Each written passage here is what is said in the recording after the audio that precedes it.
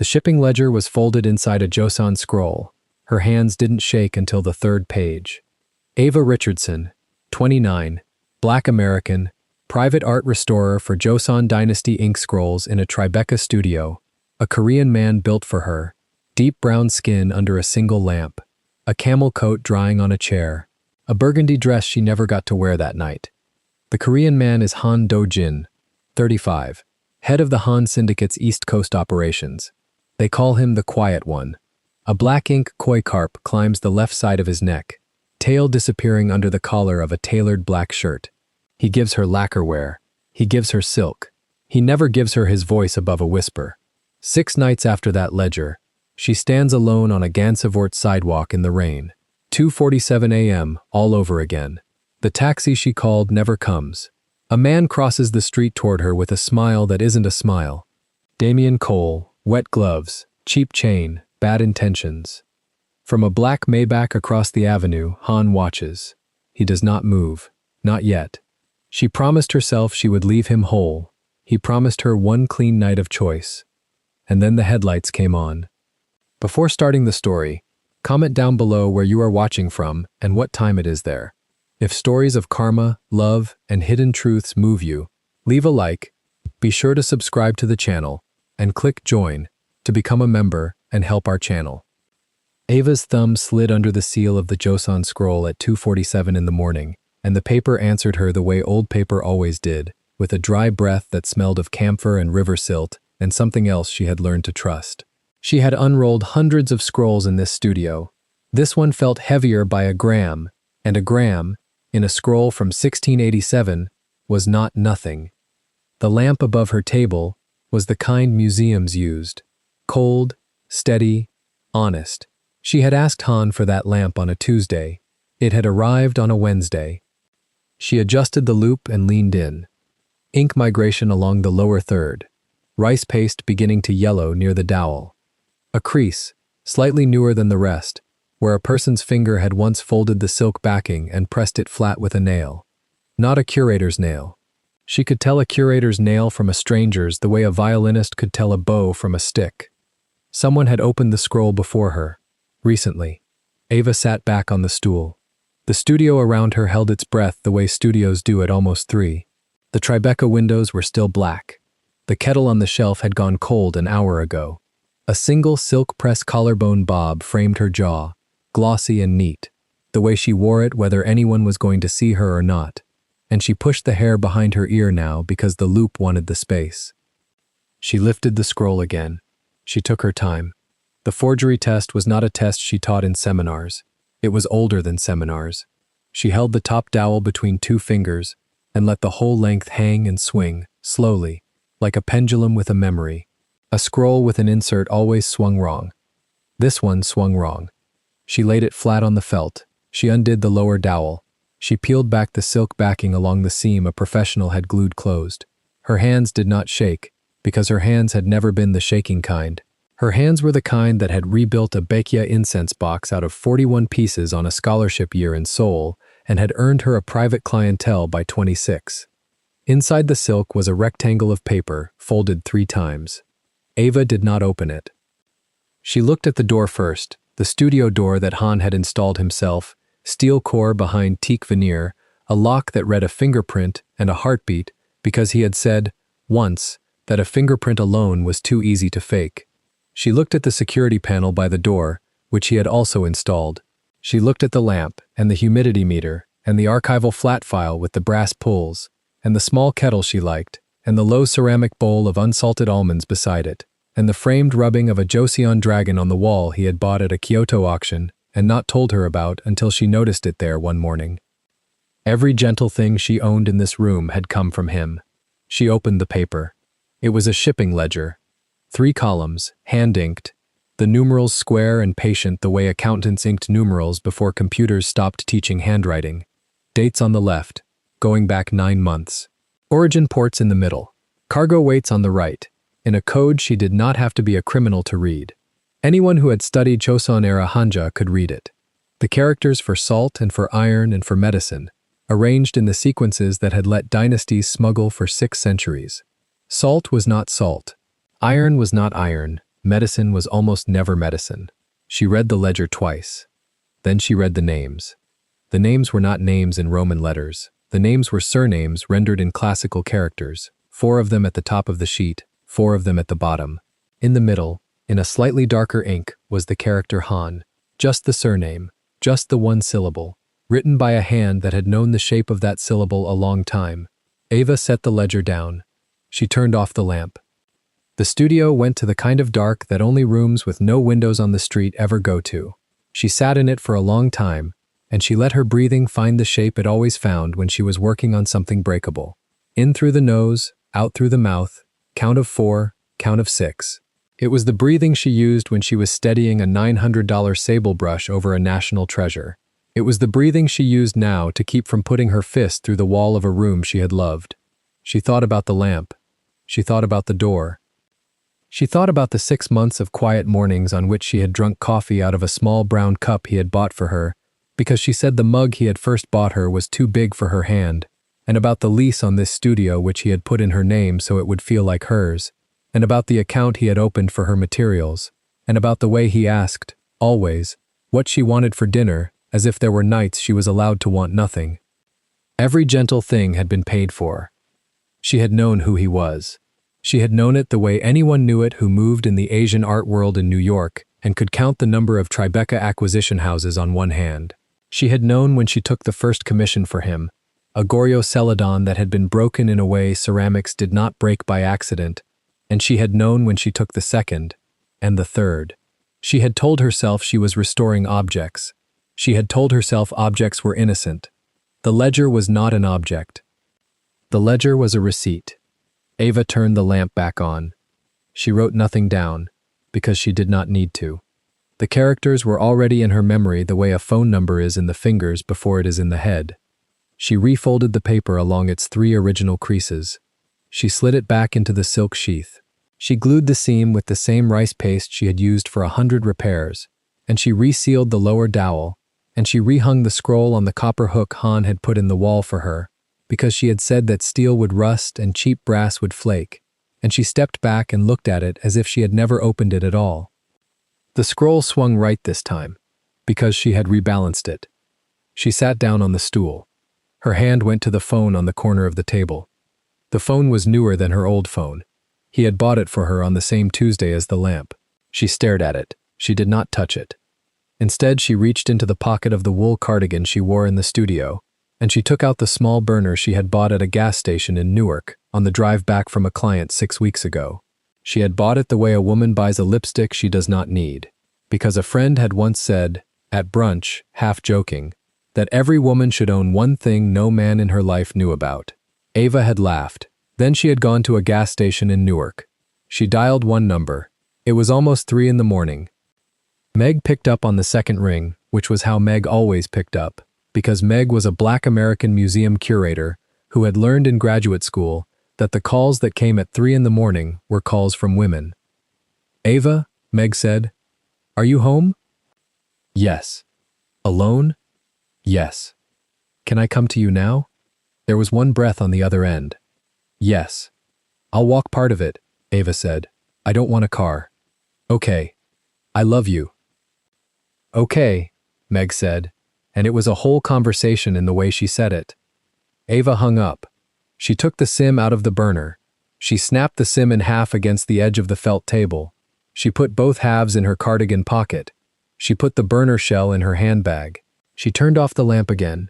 She took her camel wool overcoat off the hook by the door and her small structured black handbag, and she stepped into the deep burgundy midi dress she was already wearing and had been wearing all night, because she had been at a client dinner earlier that Han had arranged for her, and she had come to the studio afterward to check the scroll before bed, because that was the kind of restorer she was, and the boots on her feet were the knee-high black leather boots she had put on at 7 that evening for a dinner she had believed was work.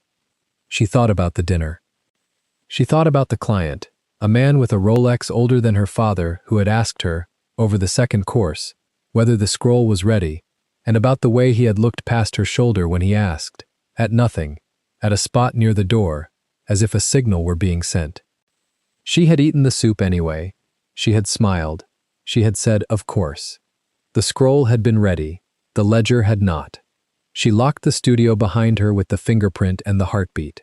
She walked down the 2 flights to the street. The street was West Broadway, wet with a rain that had started while she was inside, and the cabs were sparse and yellow, and she did not lift her hand for any of them. She walked north. She walked toward Meg. She got 3 blocks before the phone in her coat pocket rang. Not the burner, the other one, the new one. She did not look at the screen. She let it ring out. It rang again. She let it ring out. The 3rd time it rang, she took it out of her pocket, held it under the light of a bodega awning to be sure it was the phone she thought it was, and slipped it into the mailbox on the corner of Franklin. The little metal door swung shut behind it with the muffled tap of a small coffin. She kept walking. At the corner of Hudson, a black sedan rolled past her, slow, its tires making the sound wet tires make when they are pretending not to hurry. She did not turn her head. She had learned, in 6 months, not to turn her head at sedans. The sedan did not stop. She did not know if that was better. She reached Meg's building on Perry Street at 3:51. Meg buzzed her up without asking. Meg opened the door in a cream cable-knit sweater she had clearly pulled on over her pajamas, with the tortoiseshell glasses shoved back into her twist-outs, and she took one look at Ava's face and stepped aside without a word. Ava sat on the edge of the couch. Meg put a glass of water in her hand. "Drink," Meg said. Ava drank. Meg sat down across from her. "Tell me," Meg said. "I need to leave him," Ava said. Meg's face did not move. "Okay. I need to leave him without him knowing I know." Meg's face still did not move. "Okay. I need 6 days," Ava said. "Maybe 7. Why?" "Because if I leave tomorrow, he'll know it was the scroll." Meg's mouth opened, closed, opened again. "What scroll?" Ava did not answer that. "I need you to help me with a cab on a Friday night," Ava said. "That's all. I'll do the rest." Meg looked at her a long time. "Ava." "Yes." "Do you know what he is?" "Yes." "How long have you known?" "Since the first commission." Meg exhaled through her nose the way Meg did when she was holding a decade of arguments behind her teeth. "And why now?" Meg said. "Because until tonight," Ava said, "I told myself the objects were innocent." Meg looked at her. "Ava, honey." "I know. Objects are never innocent." "I know," Ava said. "I know now." Meg put a hand on Ava's knee. She did not squeeze. She did not shake it. She rested it there the way you rest a hand on the neck of a horse you are asking not to bolt. "What do you need me to do?" "Nothing yet. On Friday I'll walk out of the studio and I won't go home. I'll come here. I'll leave from here." "To where?" "I'll tell you Friday." "Ava." "Meg." Meg took her hand back. "He'll find you. He'll try. He'll find you." Ava did not answer. Meg went to the kitchen. Ava heard the kettle click on. Ava looked at Meg's living room, which was a curator's living room, which meant walls hung with the small pieces Meg loved and the museum could not buy, and a bookshelf full of catalogs, and a photograph, on the low table, of Meg and Ava at their grad school graduation, both 24, both laughing at something Ava now could not remember. Ava looked at the photograph for a long time. Meg came back with tea. She did not ask if Ava wanted it. She put it down. "You can sleep here tonight." "I have to go home." "No, you don't." "I do. He has cameras." Meg closed her eyes. "Of course he does. He'll notice if I don't come home." "Ava."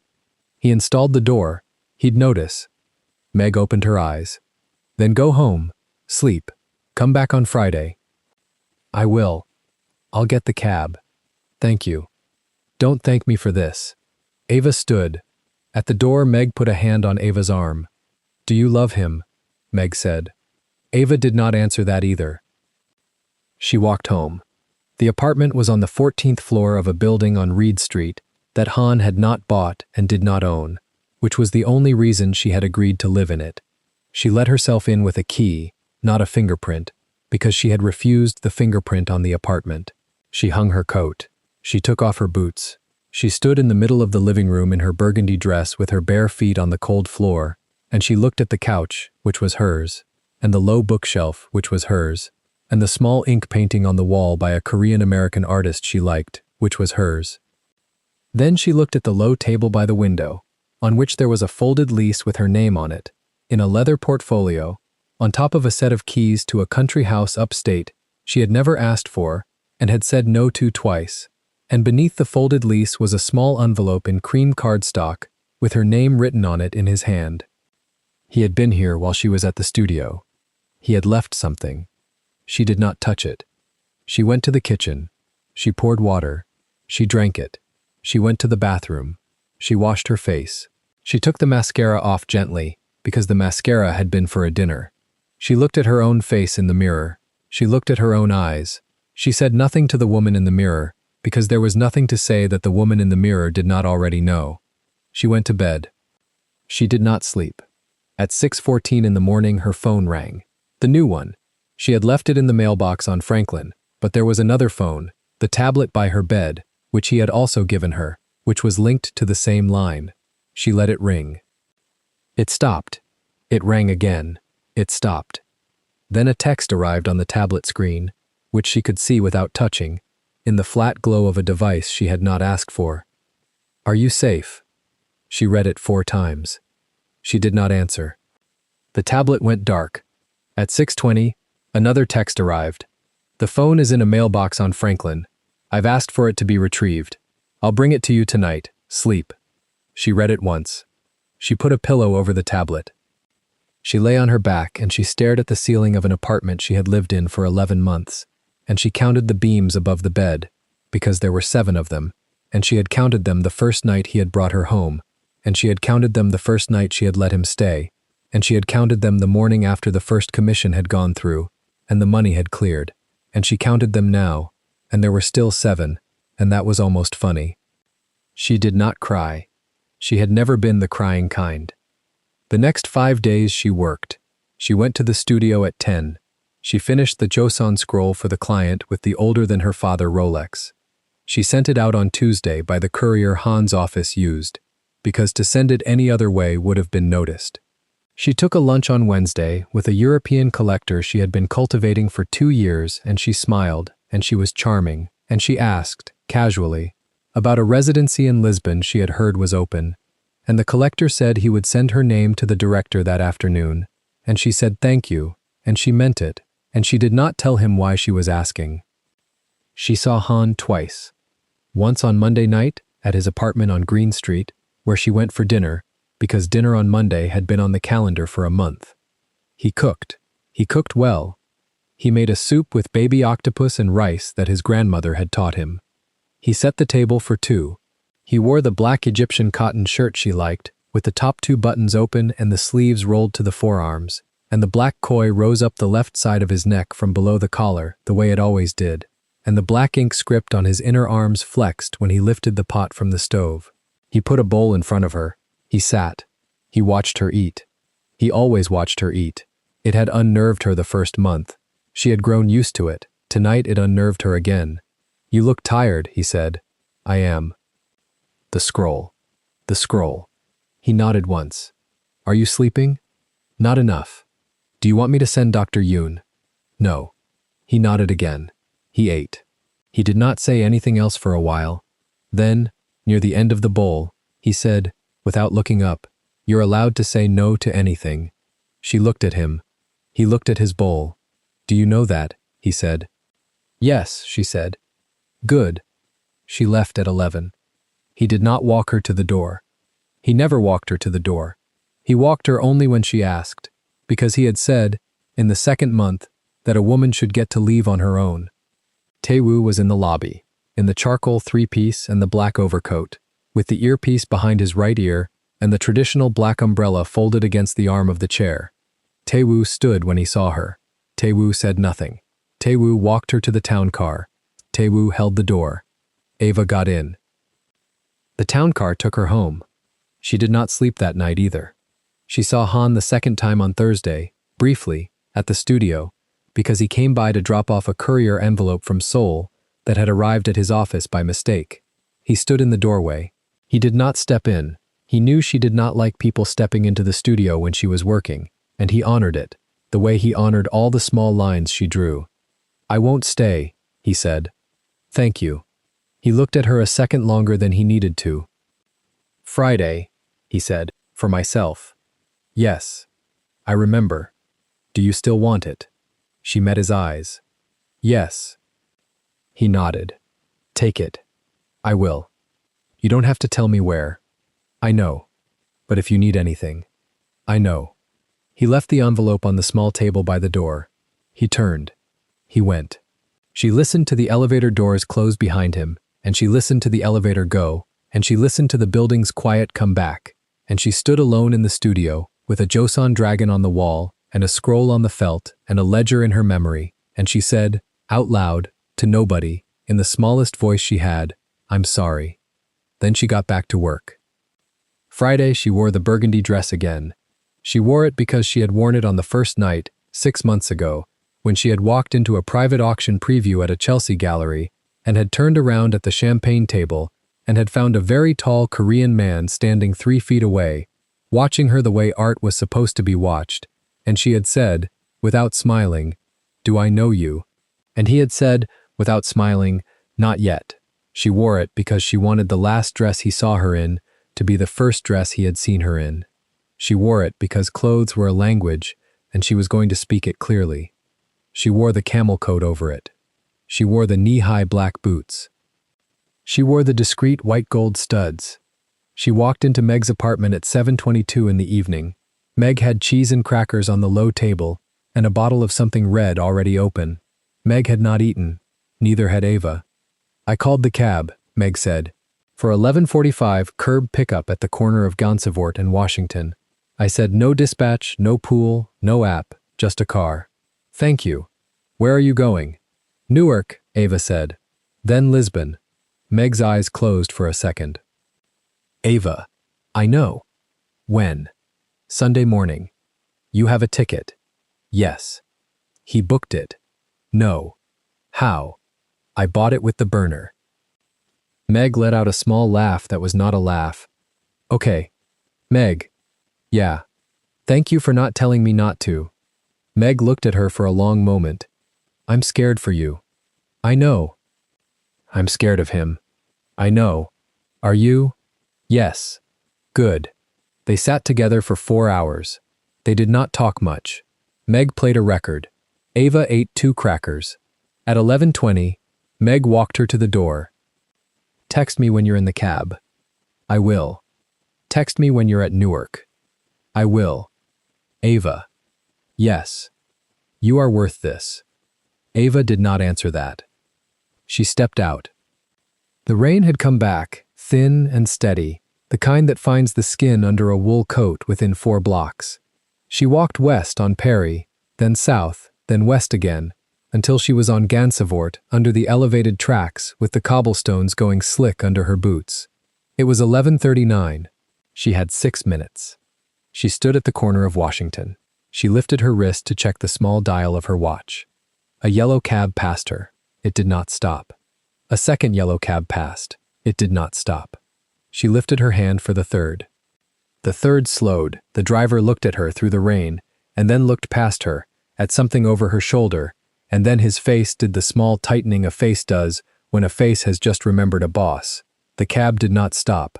The cab kept going. Ava lowered her hand.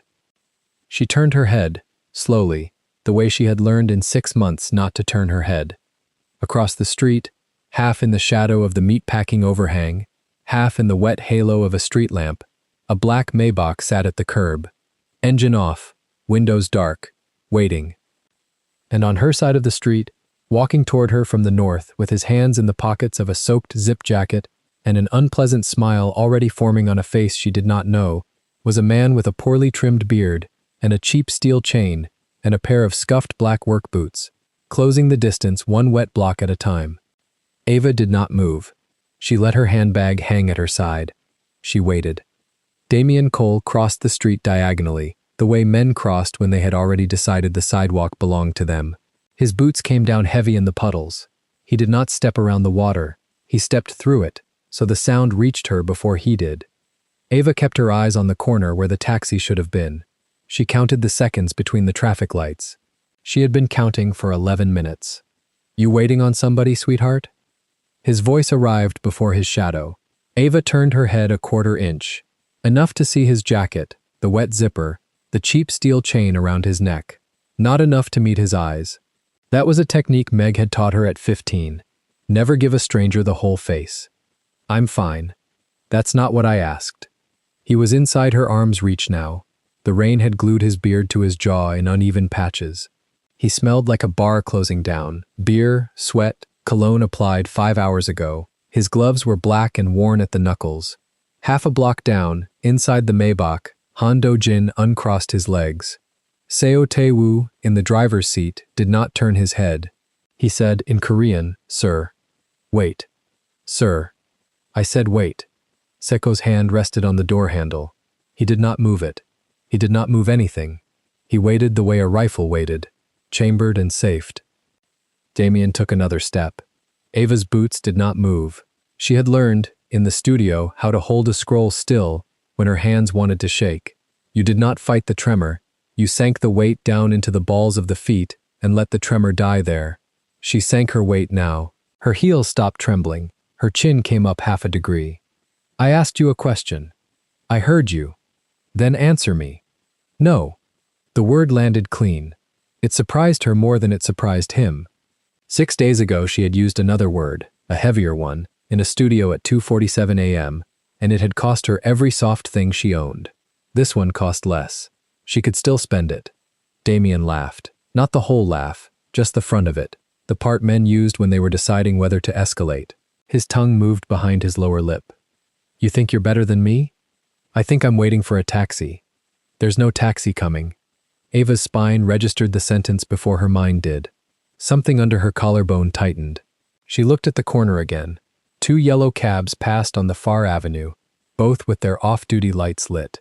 A third slowed at the intersection, saw her, saw Damien, kept driving. The rain got heavier. It was not a decision the weather made.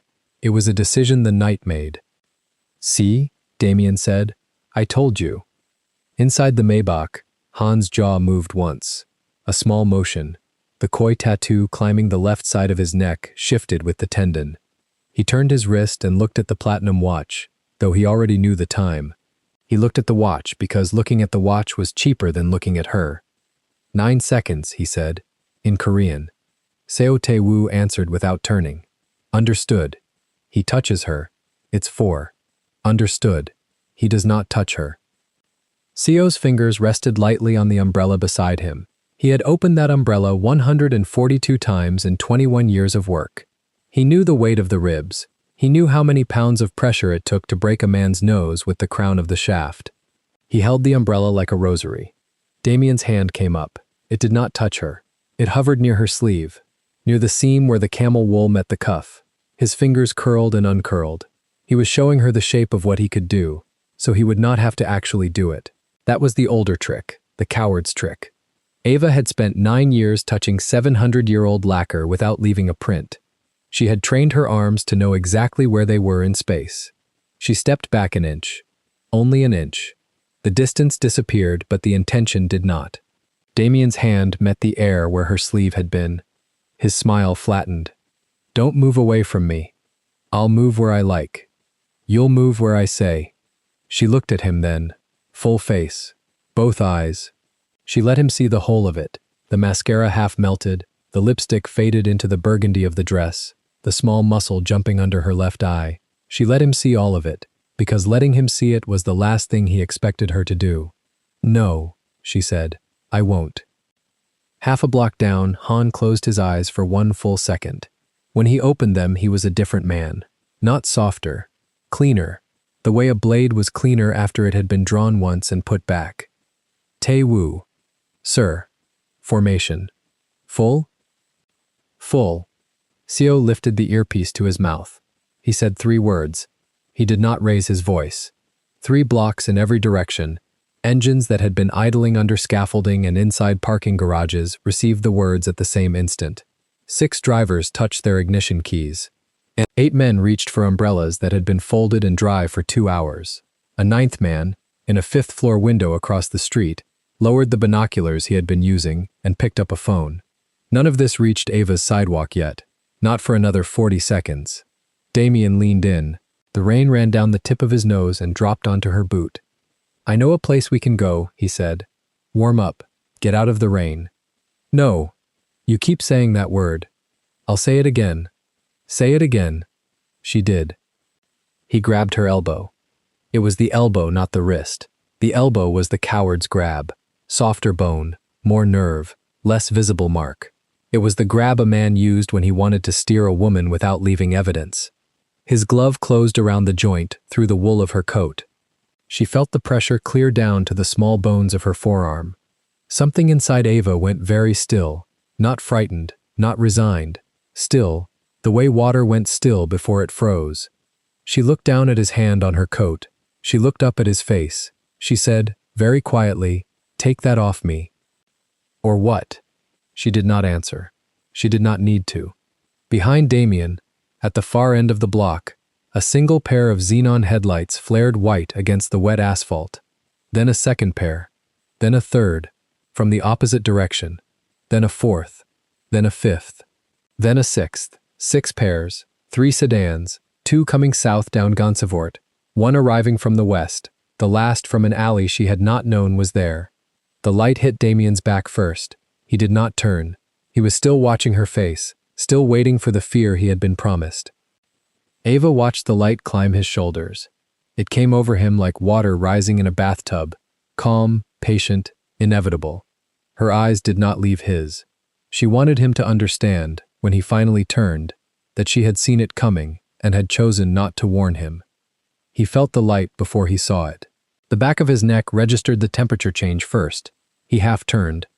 The 3 sedans stopped in a shape that was not accidental.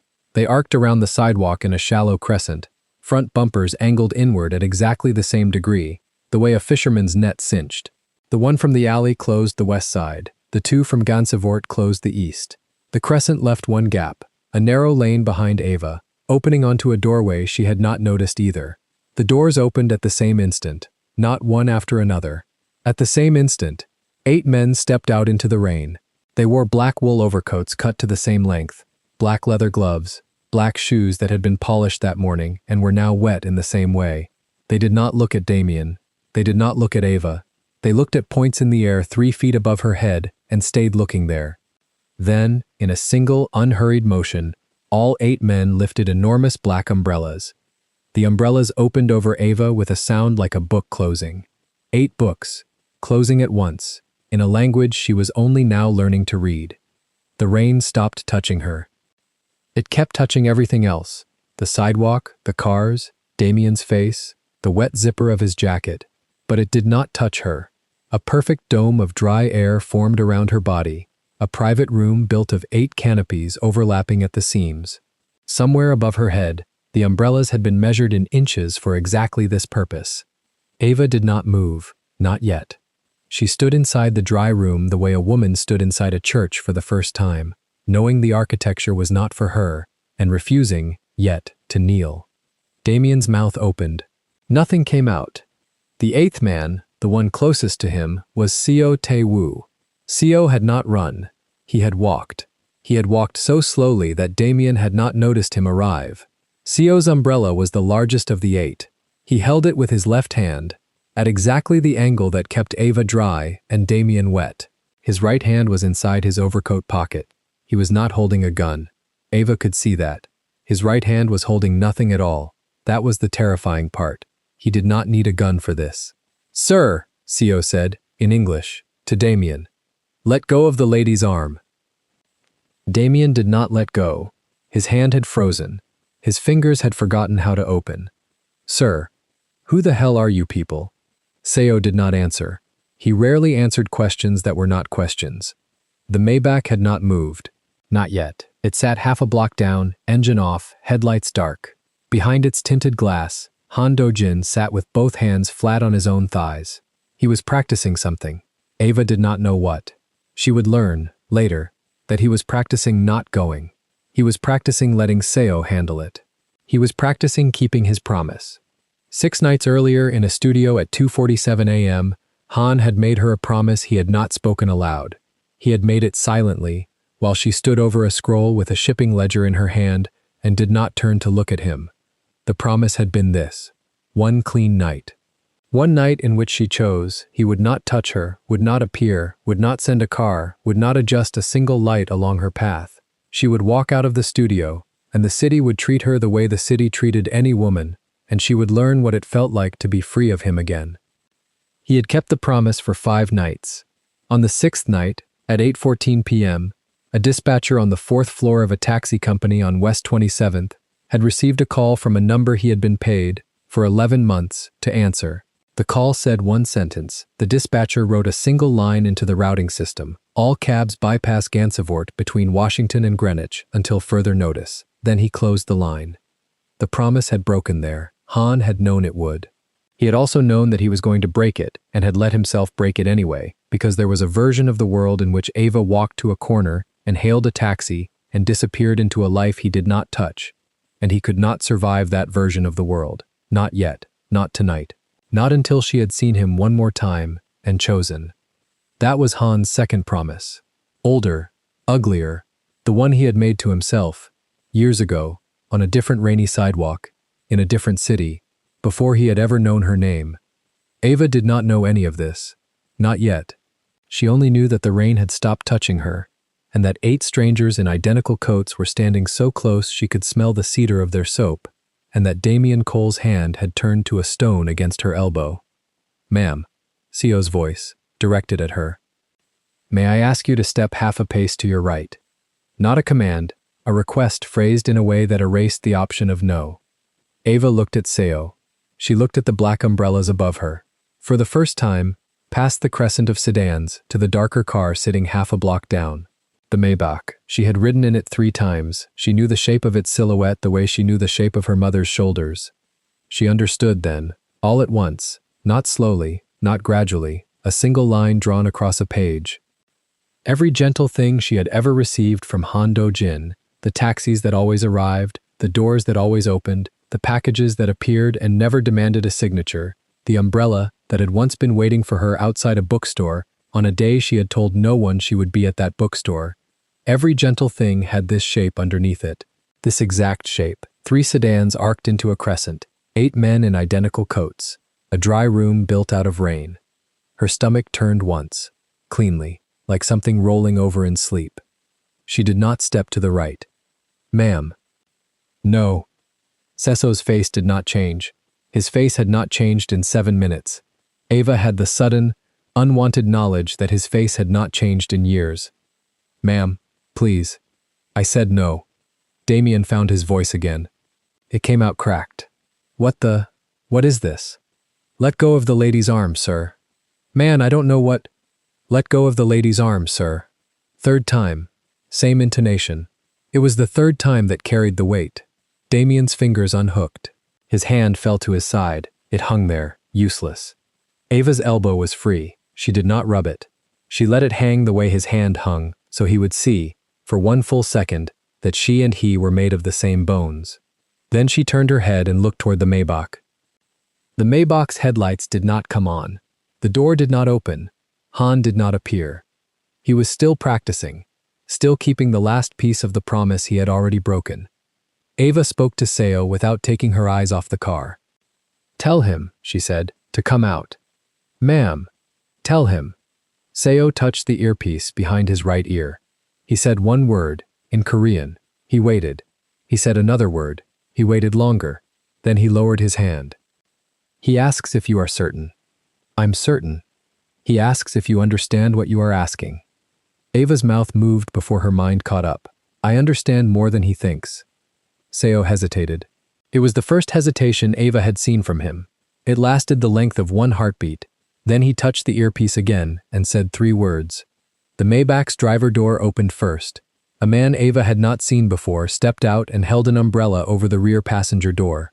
Then the rear passenger door opened and a black Italian leather Oxford, hand-polished, came down onto wet asphalt. Ava watched the shoe touch the ground. The world narrowed to that shoe. The rain, the seam where the leather met the wet stone, the reflection of a street lamp on the polish, the way the water beaded and refused to sink in. Han rose out of the car. He did not close the door. Someone closed it for him. He walked toward her, with the slow gait of a man who had rehearsed this walk 1,000 times in his head. and now discovered that the rehearsal did not survive contact with her face. The koi tattoo climbed the left side of his neck, dark ink against wet skin, the carp's tail vanishing under the drenched collar. His hair was slicked back and stayed slicked back even under the rain, the way certain oils refused to lift. His forearms were bare below the rolled sleeves, the older scars pale against the black ink Josian patterns. He was not carrying an umbrella. The rain hit his shirt at once and soaked through the shoulders in dark spreading patches. He did not seem to notice. He stopped 6 feet from her. Not closer. He knew, without being told, the distance her body would allow tonight. Ava. His voice was the same voice that had, in the studio, asked her once if she was cold, and had, without waiting for an answer, gone to fetch her a shawl. It was the same voice that had said her name into her hair, in the dark, in a way that had made her forget for entire minutes that she was a woman in a room with a man who owned ports. "Do not," she said, "say my name." He did not say it again. Damien turned in place, looking from Han to Ava to Seo, to the 8 umbrellas, to the 3 sedans, and back to Han. His mouth worked. Nothing came out. Han did not look at Damien. Not once. He looked at Ava, and only at Ava, and the sadness that lived at the back of his dark almond eyes rose forward and settled at the front where she could see it. "You broke it," Ava said. "I did. On the 6th night. On the 6th night." "You told me one clean night?" "I told you that. You told me I would choose." "You are choosing," he said, "right now." The sentence landed between them like a coin dropped onto marble. It rang for a long time. Ava's eyes stung. She refused to blink. Blinking would send water down her cheek, and she would not give him water tonight. Not one drop. "You rerouted the cabs?" "Yes. Every cab. Every cab for 4 blocks. So this man," she did not look at Damien, "would find me." Han's jaw shifted. "No. Then why? So no cab would find you first." The distinction sat between them, small and terrible. Ava turned it over.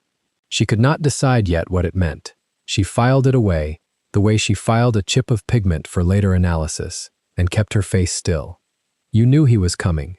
I knew a man like him was coming. On this street, on a night like this, a lone woman, that dress, that coat. I knew." "How?" "Because I have been that street," Han said, "for a very long time." He let the words sit. He did not soften them. He did not apologize for them. He gave them to her whole, the way a man gave a woman the receipt for a debt she had not known she owed.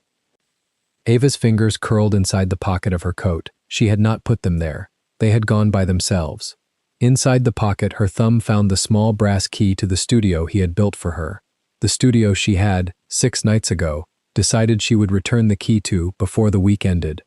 The brass had gone warm from her hand. She let it stay warm. Ava's throat closed. She swallowed once. The taste in her mouth was copper. Behind Han, one of the 8 men shifted his umbrella by an inch.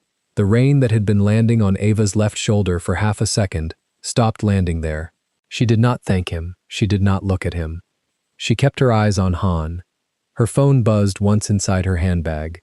She knew, without looking, that it was Meg. Meg had told her, at 6:12 that evening, not to walk home. Meg had told her to take the train. Meg had told her, 3 months ago, on the roof of the museum with a glass of cheap wine between them, that a man who paid for the door to open in front of a woman would eventually pay for the door to close behind her. Ava had laughed at Meg then. A short laugh.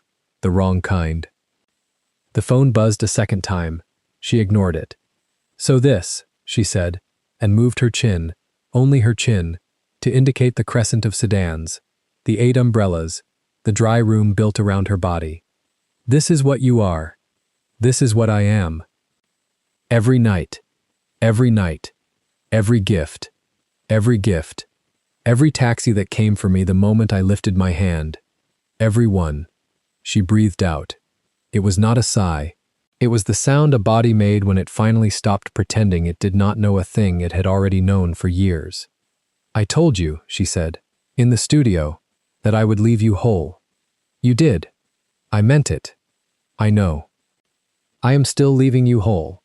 Han's shoulders moved, a quarter inch, the first real motion she had seen from him tonight. I know. But not tonight. No. Tonight I have to see it first. Yes. All of it. Yes. He turned his head, only slightly, toward Damien. Damien flinched as if a hand had come at his face. Han's eyes moved over him, the way a man's eyes moved over a stain on the floor of a room he owned. Han crouched, slowly, all the way down onto his heels, until his face was level with Damien's. His shirt was drenched now. The rain was running off the tips of his black hair and down onto his collar. He did not brush it away. "Damien Cole," he said, in English. "Quiet." Damien's mouth moved. How do you... You said something to the lady, a minute ago, that I would like you to say again. I didn't... You told her, Han said, in the same soft voice, that she would move where you said. Man, I was just... Say it to her again. Damien did not say it. Damien could not say it. His throat had closed the way Ava's had closed, but for a different reason and with a different taste. Han did not move. He waited. The 8 umbrellas above Ava did not move. The rain did not slow. Somewhere on the avenue a car horn sounded, and it seemed to come from another country. Ava watched Han's face from above, from her full standing height, and understood, with a slowness that was almost graceful, that the last soft version of him was already dying. Not in some later scene, now, on this sidewalk, in front of her, because of her, and that when he stood back up out of that crouch, she would be looking at a different man than the one who had, 3 weeks ago, brought her a bowl of hot pear soup at 4 in the morning without saying a word. Her hand moved before she decided to move it. It rose halfway between them. It stopped in the air. She did not know what she had meant to do with it. Reach for him, stop him, cover his mouth, cover her own. She let it fall. She let her handbag hang at her side. She waited, and the rain went on falling on everything in the world except her. Damien crossed the last of the wet asphalt with the loose swing of a man who had already decided how the night ended. His boots hit the curb. His gloved hand rose to shove wet hair off his forehead. He looked at Ava the way a man looks at a door he has already chosen to kick open. "Sweetheart," he said. "You lost?" Ava did not answer. The rain kept falling on everything in the world except her. She was very aware of the umbrella. She was very aware of the arm holding it. She did not turn her head to look at Seo Tae-woo's face. She kept her eyes on Damien, because Damien was the thing moving. "I asked you a question." He stopped 3 feet from her, close enough that she smelled the cheap alcohol under the cologne. The steel chain around his neck was slick with rain. His smile did the thing bad smiles do. It tried to be charm and came out as threat. "Man like me sees a woman like you standing alone at 3 a.m. He thinks maybe she needs company."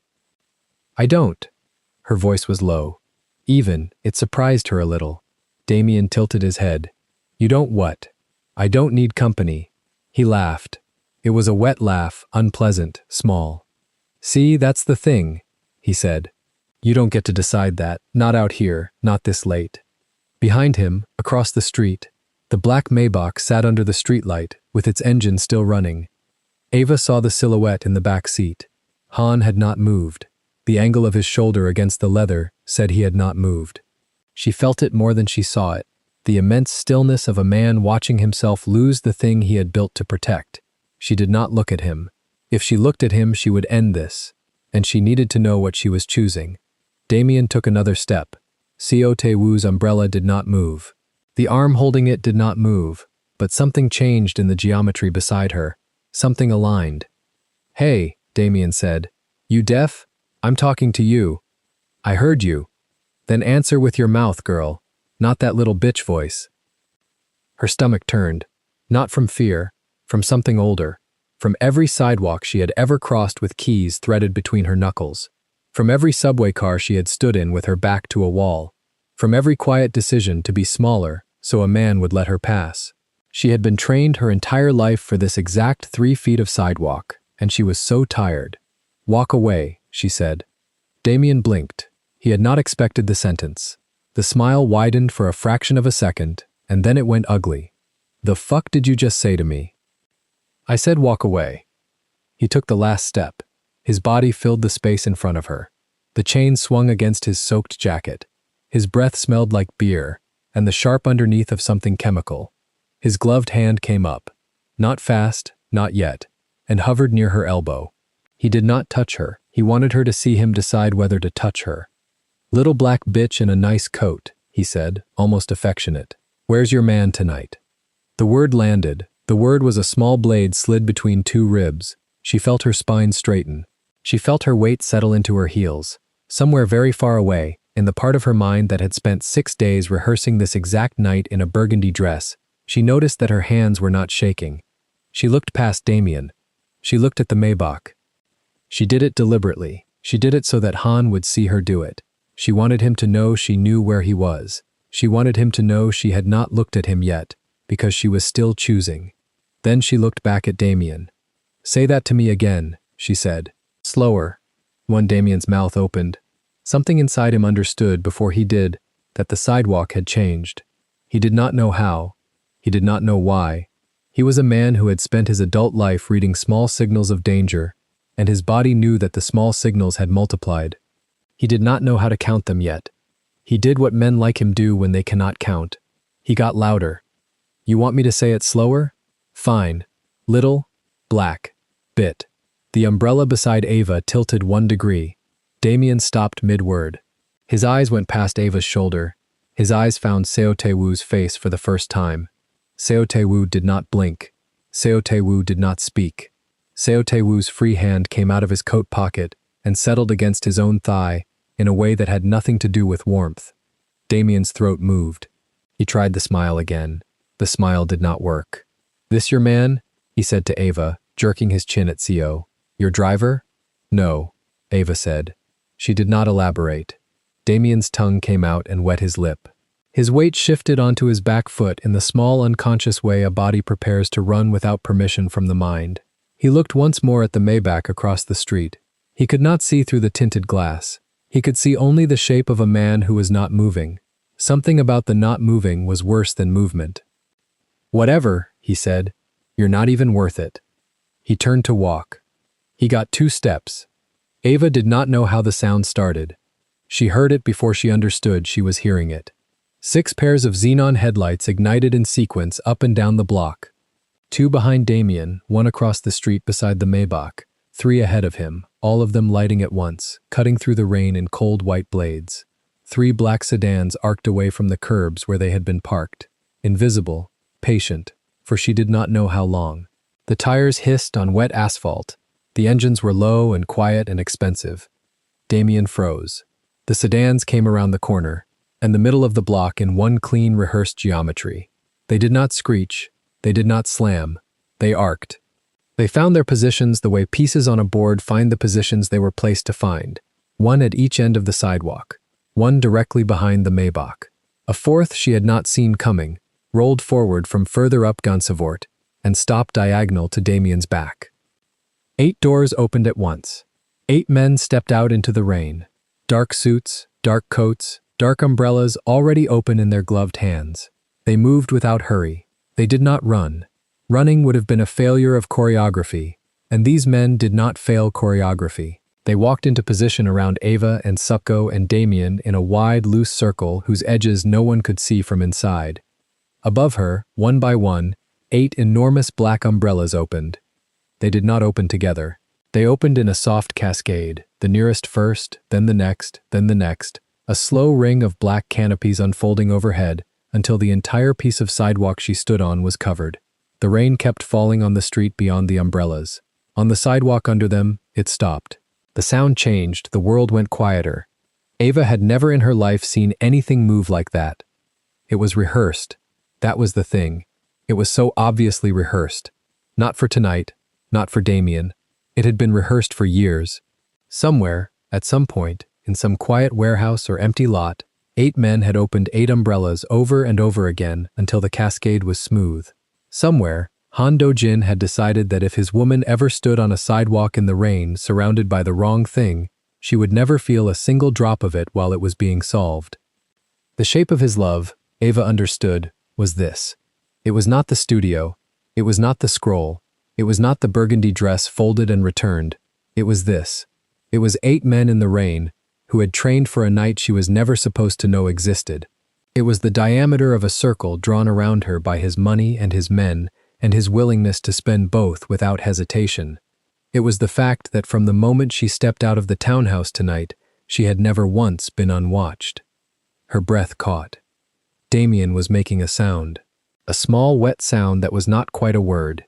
He had turned in a slow half-circle to see the men around him, and his shoulders had drawn up around his ears, and his gloved hands had come out from his sides, in the small, helpless way hands come out when they don't know whether to raise or drop. "Hey," he said. "Hey, wait. Hey, man, come on now." None of the 8 men looked at him. They were not for him. They were for her. Their eyes were on the perimeter. Their eyes were on the street. Their eyes were on the 2 rooftops across from them that Ava now realized they had cleared before she had ever left the apartment. Damien was a small logistical problem. He was not the point. The point stepped out of the Maybach. Ava heard the door before she saw it. The heavy click of the Maybach's rear door releasing. The soft hydraulic sigh of it swinging wide. And then the sound of a single hand-polished Oxford settling onto wet asphalt. She did not turn to look. She could not. If she looked at him now, she would lose whatever thin last strand of the choice she had come here to make. She kept her eyes on Damien. She kept her spine straight. She listened. Second Oxford. Weight transferring. The soft closing of the Maybach door behind him. She heard him breathe in once. A slow, deliberate breath. The breath of a man measuring a room before he entered it. She had never heard him breathe like that before. It was not the breath of a man about to strike. It was the breath of a man about to accept something. So Tae-woo's hand moved.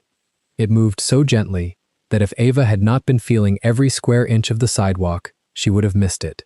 His gloved fingers closed around her elbow. The pressure was almost weightless. It was the pressure of a hand asking permission. It was the pressure of a man who had been given a single instruction his entire career: protect her body first, and who was now, out of a kindness she did not think he was capable of, adding an unwritten second instruction: protect her from what she is about to see. "Miss Richardson," he said, very quietly, "please, one step back with me." She did not move. "Miss Richardson." His voice did not push, his voice asked. She swallowed. The taste in her mouth was copper and rain, and something sweet, that must have been fear, finally arriving. She did not step back. "No," she said. Seo Tae-woo did not argue. His grip did not tighten. His fingers stayed on her elbow, feather-light, and he held the umbrella exactly where it had been. She realized, with a small, awful clarity, that he was not going to force her. He was going to let her watch. He was going to let her stay, because he understood, perhaps better than Han did, that if she was moved from this spot, she would never come back from being moved. Behind her, the Oxfords began to walk. They were slow.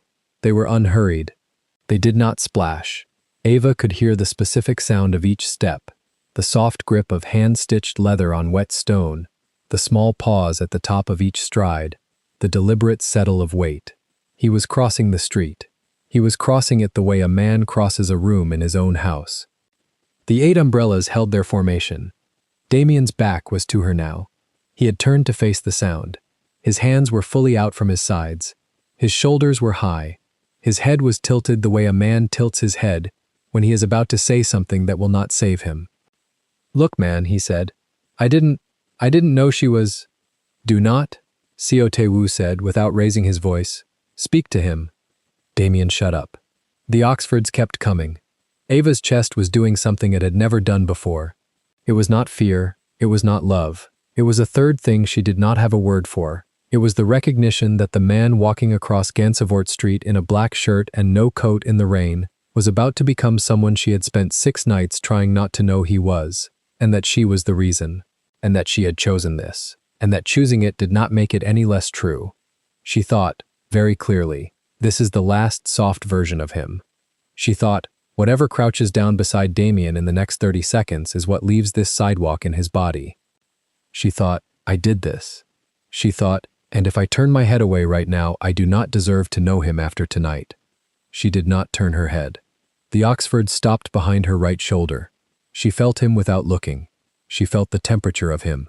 She felt the specific gravity of a man not touching her, but standing close enough that a stranger would think he was he. "Ava," He said her name once. His voice was so quiet she almost missed it under the rain on the umbrellas. It was not the voice from the studio. It was not the voice from the townhouse. It was the voice of a man closing a door behind himself he did not intend to open again. Yes.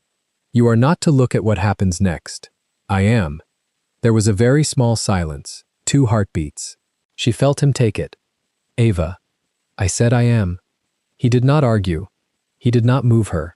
He stepped around her. The fabric of his sleeve brushed the sleeve of her coat, and she felt the ink of his forearm through 2 layers of wool, and walked past her into the ring. She watched his back. The shirt clung to him in the rain almost immediately. The black koi crawled up the side of his neck, wet, glossy, alive under the streetlight.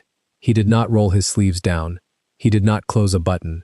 He walked into the middle of a circle of 8 umbrellas with his forearms bare and his throat bare, and his hair going wet and slick against his skull, and he did not so much as glance at Damien until he was directly in front of him. Damien was crying now. She could hear it. Small hitching wet sounds under the rain. Please, Damien said. Please, man, I didn't know she was yours. I didn't. Han Do-jin crouched. He did it slowly. He did it deliberately. He lowered himself onto the balls of his feet in one clean fold, his forearms coming to rest across the tops of his thighs, his back straight, until his face was level with Damien's face. His hands stayed loose.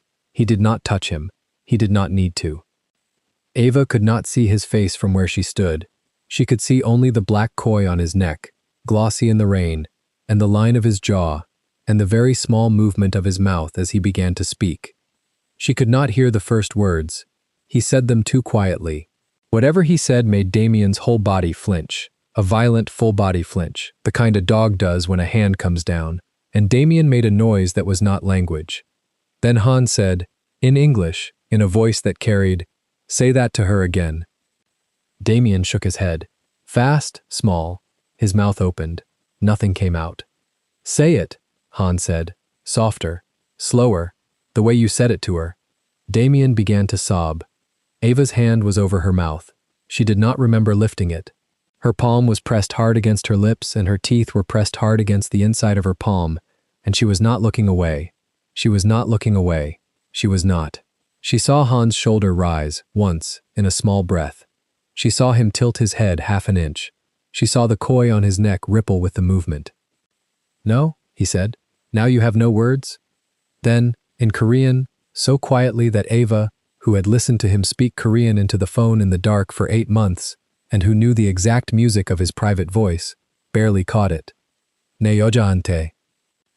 To my woman, Damien did not understand the words. Damien understood the tone. Damien wet himself. Ava saw the dark stain spread down the front of his jeans and mix with the rain and disappear into the puddle at his boots. Han did not react. Han did not smile. Han did not stand. He just stayed there, crouched at Damien's eye level, and looked at him. Behind Ava, Seo Tae-woo's fingers were still around her elbow. They had not tightened. They had not loosened.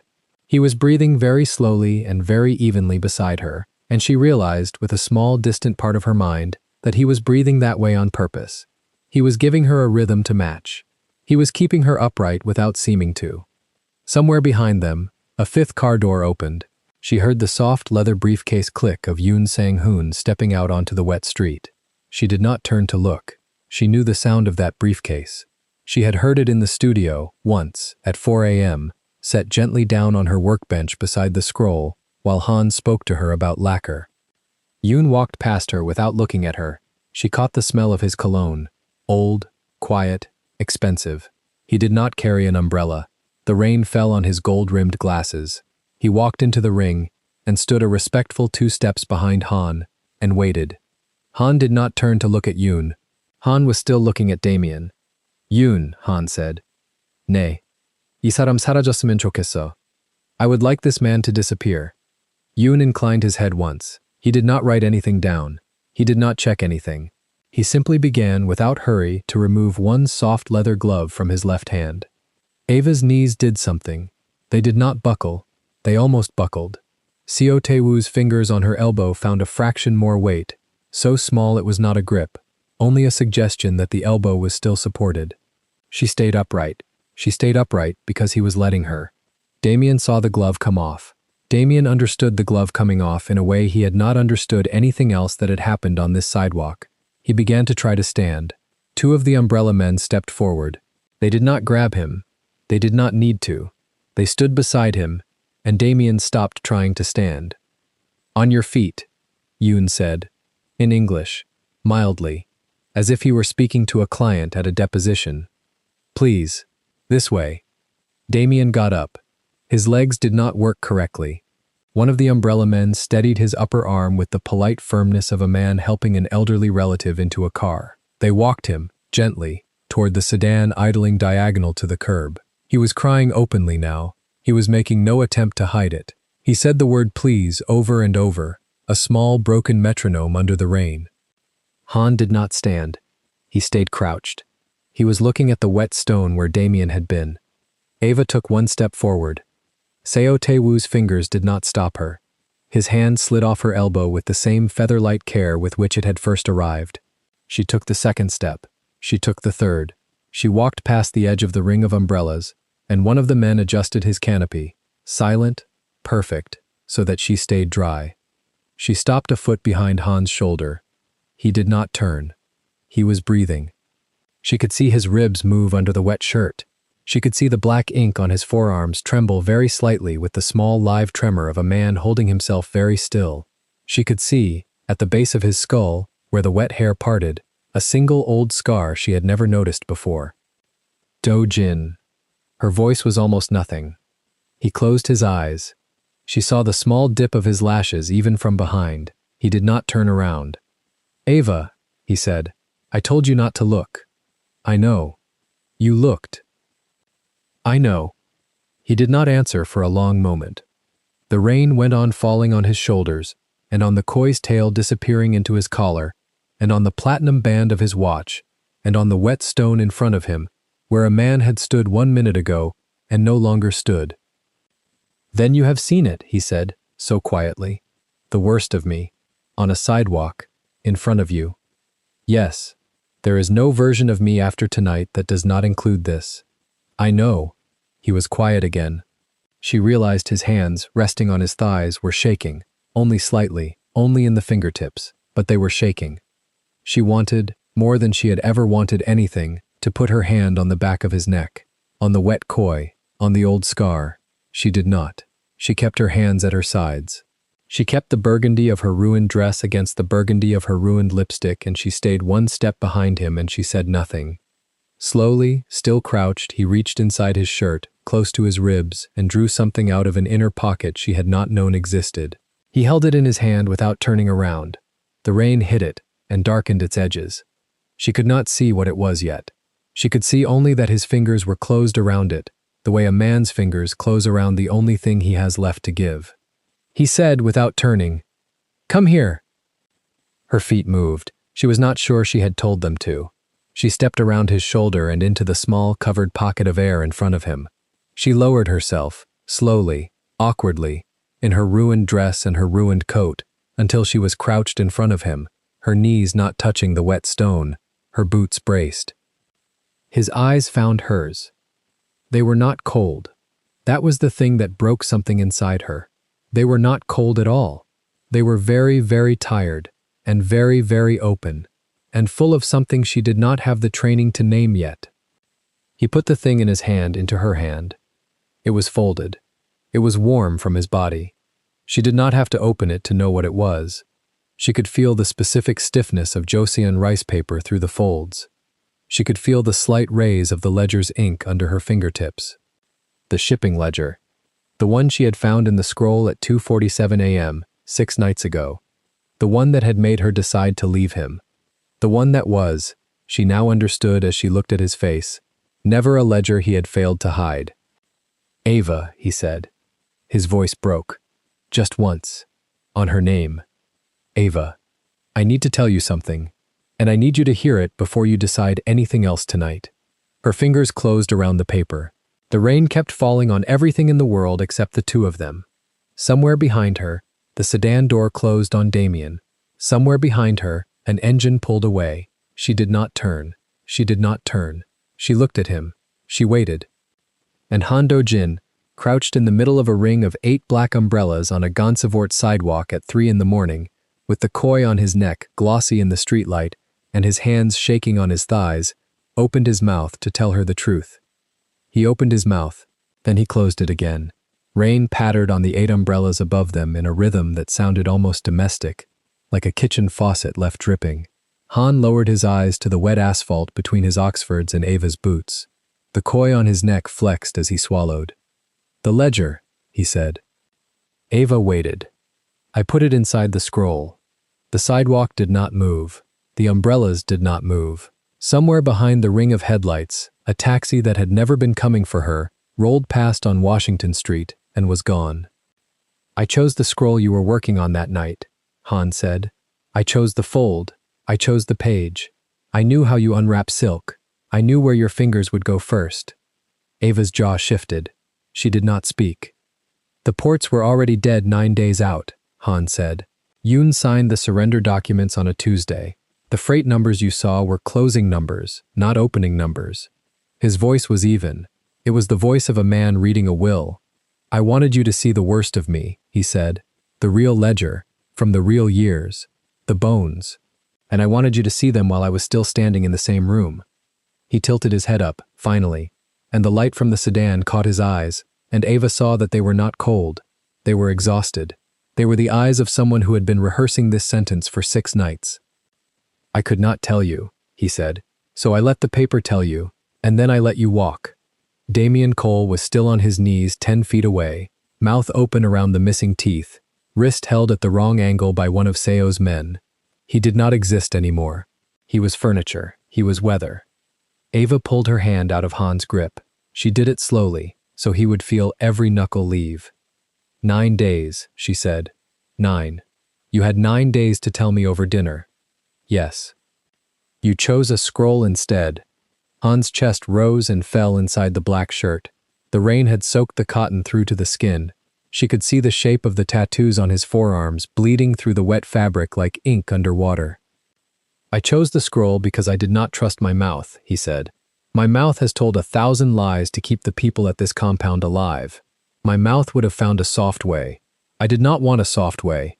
I wanted a way you could carry alone in a room I could not enter." He said the last sentence in Korean first, without meaning to. Then he heard himself and said it again in English, quieter. "A room I could not enter." Ava looked down at Han's hands. They were still on his thighs. They were still shaking. She said, "Stand up." Han did not move. "Do-jin, stand up. I don't want to look down at you." He stood. He stood the way a man stands who has practiced not flinching in front of worse men than himself. The umbrellas adjusted in a wave, tilting to follow the new height of his head. Seo Tae-woo's eyes tracked the movement without moving his face. Ava was shorter than Han by 21 centimeters. She had never noticed until this moment, because he had never once used the distance. He did not use it now. He kept his chin low so that his eyes were level with hers. The koi carp on his neck moved with his breath.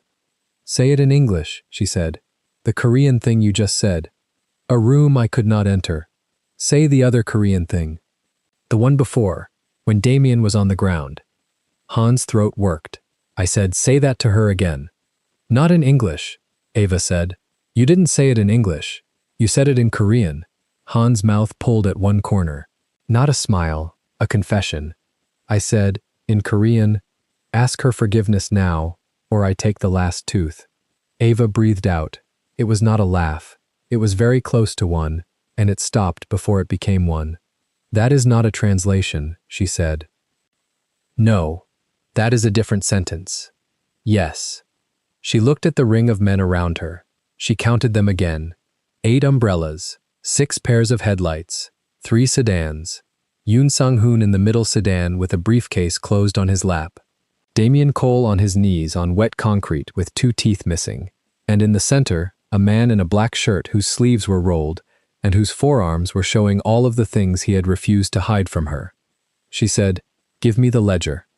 Han reached inside his coat. He did not have a coat, he had a shirt. From the inside pocket of the shirt, he removed a folded rectangle of paper.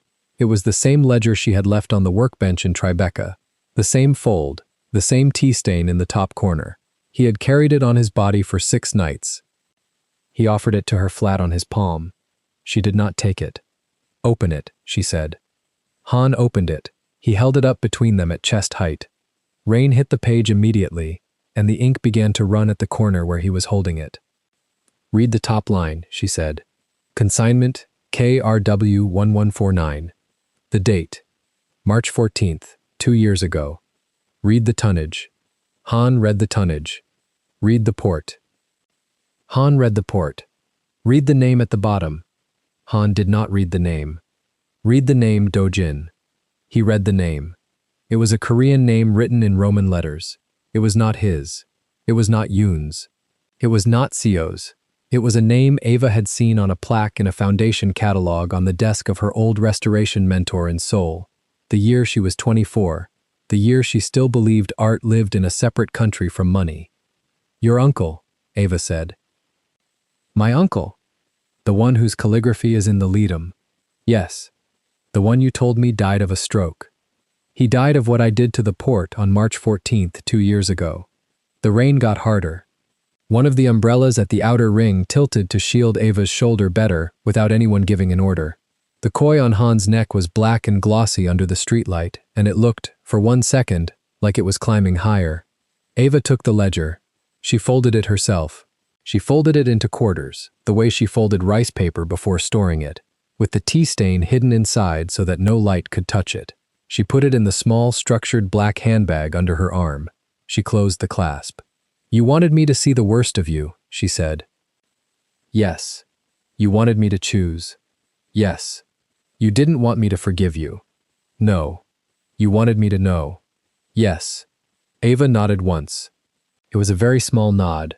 Seo Tae-woo saw it, and something in the muscles of his shoulders changed, and Ava understood, in a way she could not have understood 2 hours ago, that Seo Tae-woo had been waiting for that nod to decide whether the next 20 minutes of his life involved a body or not.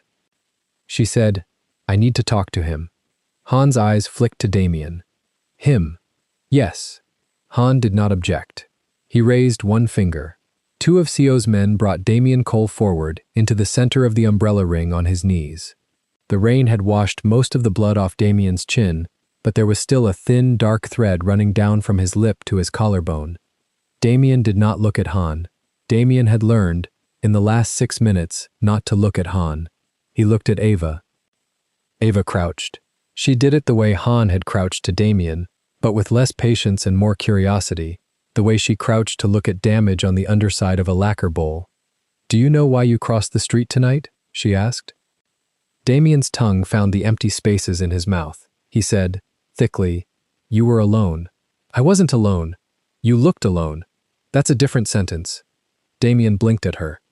His pupils were too big. "Who paid you?" she said. Damien's face did something complicated. He looked for a half-second at Han, and then he looked back at Ava, and then his eyes dropped to the wet concrete. "Nobody paid me." "Who paid you, Damien?" "Nobody." Ava tilted her head. She looked past Damien at Yoon Sang-hoon in the middle sedan. Yoon had not moved. His briefcase was still closed on his lap. His salt and pepper hair was still perfectly combed. Behind the rain-flecked glass of the sedan window, his heavy-lidded eyes met hers, and he gave the smallest possible nod. "Yoon knows," Ava said, still crouched. "Yoon has known since before you crossed the street." Damien said nothing. "Was it Chen?" she asked. "The gallery man in Chelsea." Damien's jaw locked. "Chen," Ava said. Damien flinched. It was a small flinch, in the muscle above his left eyebrow. It was enough. "How much?" she said. Damien's throat moved. He was crying, quietly, in a way he did not seem to know he was doing. Tears were mixing with the rain on his chin and pinking in the thread of blood that had not yet washed away. 4,000, he said. "For what?" "To scare you." "Scare me how?" Damien's eyes went sideways. He did not want to say the sentence out loud. Ava waited. The rain waited. Han Do-jin, 2 steps behind her, waited with a stillness that had bones in it. "To touch you," Damien said. "Where?" "The waist, the neck, the face. If I could get to it." He said, "Touch her enough that she runs." He said if she runs, she calls the Korean. He said if she calls the Korean comes out from behind glass, and if the Korean comes out from behind glass, we know where he lives. Ava breathed in. She breathed in for a count of 4. She breathed out for a count of 6. Her grandmother had taught her that count in a hospital hallway in Charleston when she was 11, and it had never once failed her, and it did not fail her now. Chen wanted to draw him out, she said quietly.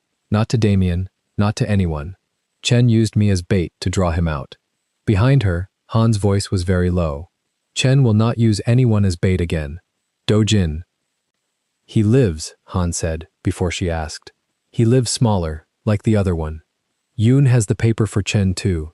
Yoon has had it since Tuesday. I was waiting to see if I would need it. You needed it. I needed it the second he crossed the street. Ava stood. She brushed the front of the burgundy dress with the back of her hand. She looked at Han. You already knew, she said. I knew. When did you know? 9 minutes after he crossed the street. You let him get to me. I let him say 1 sentence to you. I would not have let him say 2. Ava's mouth pulled at one corner. Not a smile. A different confession. That is not the same as choosing, she said. No. You are still choosing for me. Yes. Tonight I am. Tomorrow I won't be. The umbrellas held. The rain came harder. Somewhere far down Gansevoort, a garbage truck reversed with its beeping alarm, and the sound was so ordinary it hurt. Han said, There is a car for you. I saw the car. Not that car, the other one, behind the third sedan, black Volvo. Driver's name is Mrs. Adaize Okonkwo. She has been Meg's driver for 4 years. Meg trusts her. You trust Meg. The car goes to LaGuardia. There is a plane at 5:40. It goes to Chicago. From Chicago there is another plane at 9. It goes wherever you tell Mrs. Okonkwo it goes. Ava said, You planned my exit. I planned 6 exits. I told Yoon to prepare the one you would choose. You knew I would choose. I hoped. He reached into the same inside pocket of the shirt. This time he took out 2 things. A folded piece of pale blue paper and a small white card. Your lease, he said. The Tribeca studio. In your name from the beginning. Not mine, not the syndicate's, not a shell. Your name. Your uncle's foundation was the landlord, through 3 companies, so that even if I burned everything down, the studio would still be yours. It is yours the day you land. It is yours the day you don't land. It is yours if you never speak my name again. He put the lease into her hand. Then the card. This number goes to 1 phone, he said. The phone is in a drawer in Busan. The drawer is in a house that does not have my name on the deed. When the phone rings, I will answer it. When it does not ring, I will not. Ava looked at the card. There was 1 number handwritten on it in blue ink. The digits were slightly uneven, the way a man's handwriting gets uneven when he has written the same number 12 times in different notebooks to make sure he does not forget it. You are leaving New York, she said. Tonight. The syndicate. Yoon takes the East Coast. CO goes with me. The ports were already gone. I told you, there is nothing left here for me except you, and I am not going to be the thing here for you. She closed her fingers around the card. Dujin. Yes.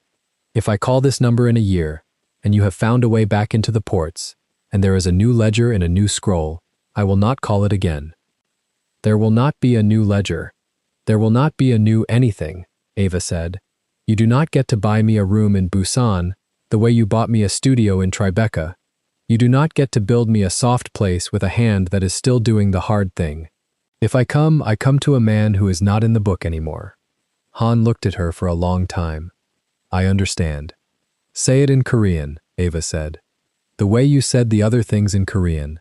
Say it so I know you mean the version I cannot check. Han said it in Korean. His voice cracked once on the 3rd word.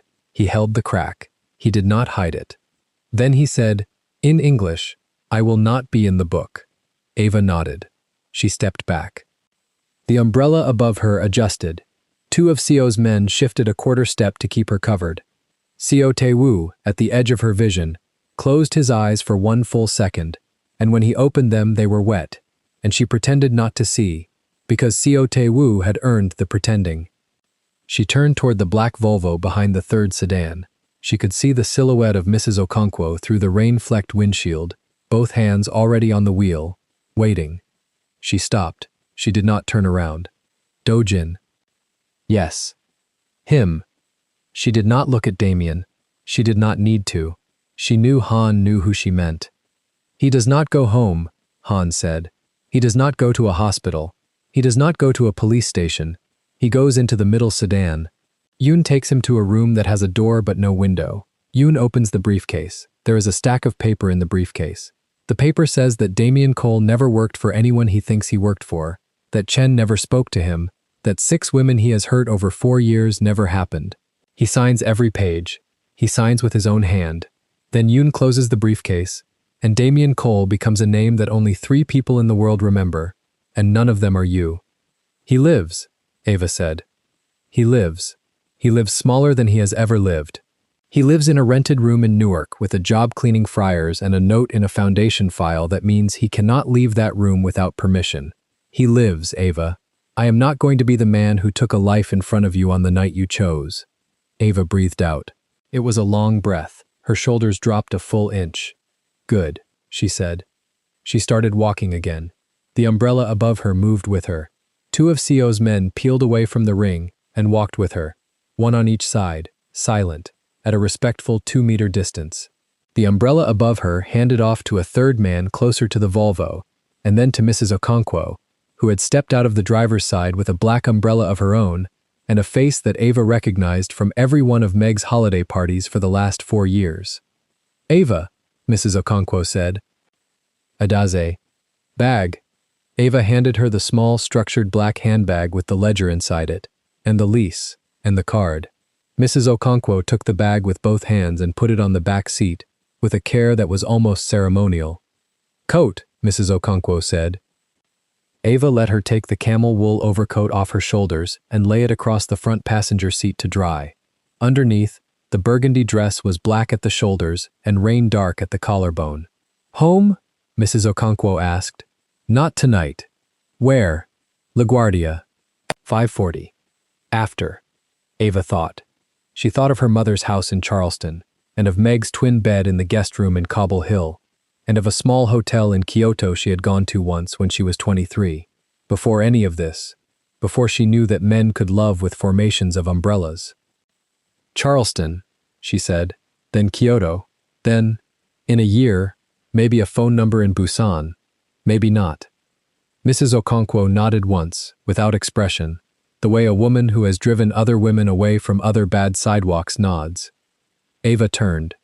She looked back across the wet concrete at the ring of umbrellas. Han was still there. He was where she had left him. His hands were at his sides now, not on his thighs. His shirt was fully translucent with rain. The koi on his neck was black and glossy and looked, from this distance, like it had finished climbing. He raised one hand, not to wave, just to show her the palm. Ava did not raise her hand back. She did not need to. She said, loud enough for the umbrellas to carry the sound to him. Dojin, don't come to the airport. I won't. Don't send Yoon. I won't. Don't send Seo. Seo is coming with me on a different plane. He will not see you again unless you call the number. Good. She got into the back of the Volvo. Mrs. Okonkwo closed the door with 2 fingers, the way you close the door on a woman who has just finished restoring something very expensive and very old. Ava did not look through the rear window. She kept her eyes on the back of Mrs. Okonkwo's headrest. She heard the engine turn. She heard the wipers start. She heard the tires peel gently off the wet concrete. At the corner of Gonsivort and Washington, the Volvo turned north. On the sidewalk, Han Do-jin watched the taillights until they were gone. He watched for another 12 seconds after they were gone, in case they came back. They did not come back. He turned to Seo Tae-woo. He said, in Korean, the middle sedan takes Yoon and the American. The lead sedan takes me to Teterboro. The third sedan follows empty in case someone tries to stop the middle one. You come with me. Seo bowed once. Han looked one last time at the piece of wet sidewalk where Ava's boots had stood. He said, in Korean, only for himself, I will not be in the book. Then he stepped into the lead sedan. The door closed. The 8 umbrellas collapsed at once with a soft snap, like a flock of black birds folding their wings. The headlights killed in sequence. Damien Cole, who had been kneeling and forgotten, was lifted under both arms and walked into the middle sedan without a sound. Yoon Sang-hoon opened his briefcase on his lap and did not look up. The 3 sedans pulled away from the curb in formation. In 40 seconds, the block was empty again. The rain kept falling. On the sidewalk, in the spot where Ava had stood, a small dark square of dry concrete remained for a few more seconds under the fading heat of the umbrella that had covered her. A shape roughly the size of a woman, held against the storm by 8 men she would never see again. Then the rain filled it in. Somewhere over the Atlantic, 6 hours later, a black woman in a camel coat that had almost dried opened a small structured black handbag on a tray table. She took out a folded ledger. She took out a folded lease. She took out a small white card with a phone number written in blue ink by a hand that had shaken. She did not tear the card up. She did not put the card away either. She held it, flat on her palm, and she looked at it for a long time, the way she had looked at the ledger on the workbench in Tribeca 6 nights earlier. And then she folded her hand around it, gently, the way a restorer closes her hand around something that has survived a fire. The plane banked west. Below her, in a city she was leaving, a man she had chosen was already gone. He had loved her enough to let her see the worst of him. She had loved him enough to leave. And somewhere in the space between those 2 sentences, on a Gansevoort sidewalk at 3 a.m. under 8 black umbrellas, a story that could never have a happy ending had found, instead, an honest one. The card stayed in her hand until Chicago. After Chicago, it went into the inside zipper pocket of the small structured black handbag, next to the folded ledger and the folded lease, in the pocket that only she knew about, in the bag that had crossed an ocean by then. And the number, unrung, waited in a drawer in Busan, in a house that did not have his name on the deed, for a call that might come in a year, or in 5, or never. Han Do-jin, who had built her a room she could not stay in, and a door she could walk through alone, sat by that drawer every evening at 7 and read Joseon poetry aloud to no one, in Korean, in the version she could not check. He waited without waiting. He loved without asking. He stayed out of the book. And on a small white card in a woman's handbag, on the other side of a world he had finally learned not to own, the number kept its patience. Some loves end. Some loves change shape. This one learned to breathe from very far away. That was enough. That was, after everything, more than enough. Seo Tae-woo's gloved hand closed around Ava's elbow before she felt him move. He hadn't run. He had crossed the distance from the lead sedan the way he crossed a room, weight forward, chin low, and the terrible gentleness of the grip was what unbalanced her. Not force, care. His fingers found the joint through the wool of the camel coat, like he was cataloging a fracture that hadn't happened yet. "Ma'am," he said, nothing else. Ava didn't look at him. She was still watching the Maybach. The rear door opened. She heard it before she saw it, a soft, expensive click that meant the mechanism had been engineered for silence. Then the shape of the door swinging out into the rain, and the interior light spilling a warm rectangle onto black paint, and inside that rectangle, one shoe. One shoe. Black Italian Oxford, hand-polished, the leather so alive it caught the sodium light and gave it back changed. Then the second shoe. Then Han Do-jin's weight coming down onto wet asphalt. Ava felt her breath stop the way breath stops when a doctor says a word you didn't expect. It didn't shudder out of her. It simply refused to move. Her lungs held what they had, and the cold air she had been about to inhale hung in front of her mouth, unclaimed. "Ma'am, please," Seo said, and his hand shifted from her elbow to the small of her back, guiding without pushing. She let herself be guided. 1 step back. 2. The umbrella above her moved with her, held by a man she couldn't see clearly, and the sound of the rain on that stretched black canopy became the only sound in Manhattan that mattered. Han stepped out of the car. He didn't hurry. He didn't glance at Damien, who was still standing 8 feet from Ava with his arm half raised and his mouth open on a word he had already lost. Han straightened his cuff. He touched 2 fingers to the knot of the tie he wasn't wearing, an old habit from years he no longer had. He looked at the wet street the way a man looks at a floor he is about to have cleaned. Then he lifted his eyes and found Ava. Everything in her went to pieces very quietly, because his face wasn't cold. That was the terrible thing. That was the piece of information her body received before her mind did. Han Do-jin's face, in the second his eyes touched hers, was the softest thing on Gansevoort Street. There was a small line between his eyebrows that she had traced with her thumb 3 Sundays ago in bed, and it was there now, and the almond dark of his eyes carried the almost imperceptible sadness that she had only seen resting on her, and she understood, in one hot rush of shame, that he had already forgiven her for tonight. That was the lowest thing, not the men, not the umbrellas, that. He was going to forgive her for choosing to leave. He was going to forgive her for the rerouted taxi. He was going to forgive her for making him come out into the rain to prove a shape of love she had been trying to escape. He was going to forgive her while he stopped being the soft version of himself, right there, on the asphalt, in front of her, forever. The last soft version of Han Do-jin was about to die on this sidewalk because of her. "No," she said.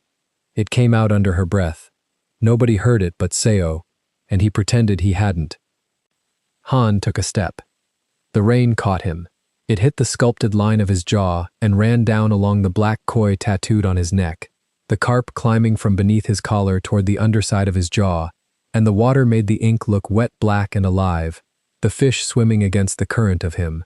His shirt was already darkening at the shoulders, where the umbrellas hadn't reached him yet. He hadn't taken his coat. He had come out into it. Damien Cole finally understood what was standing in front of him.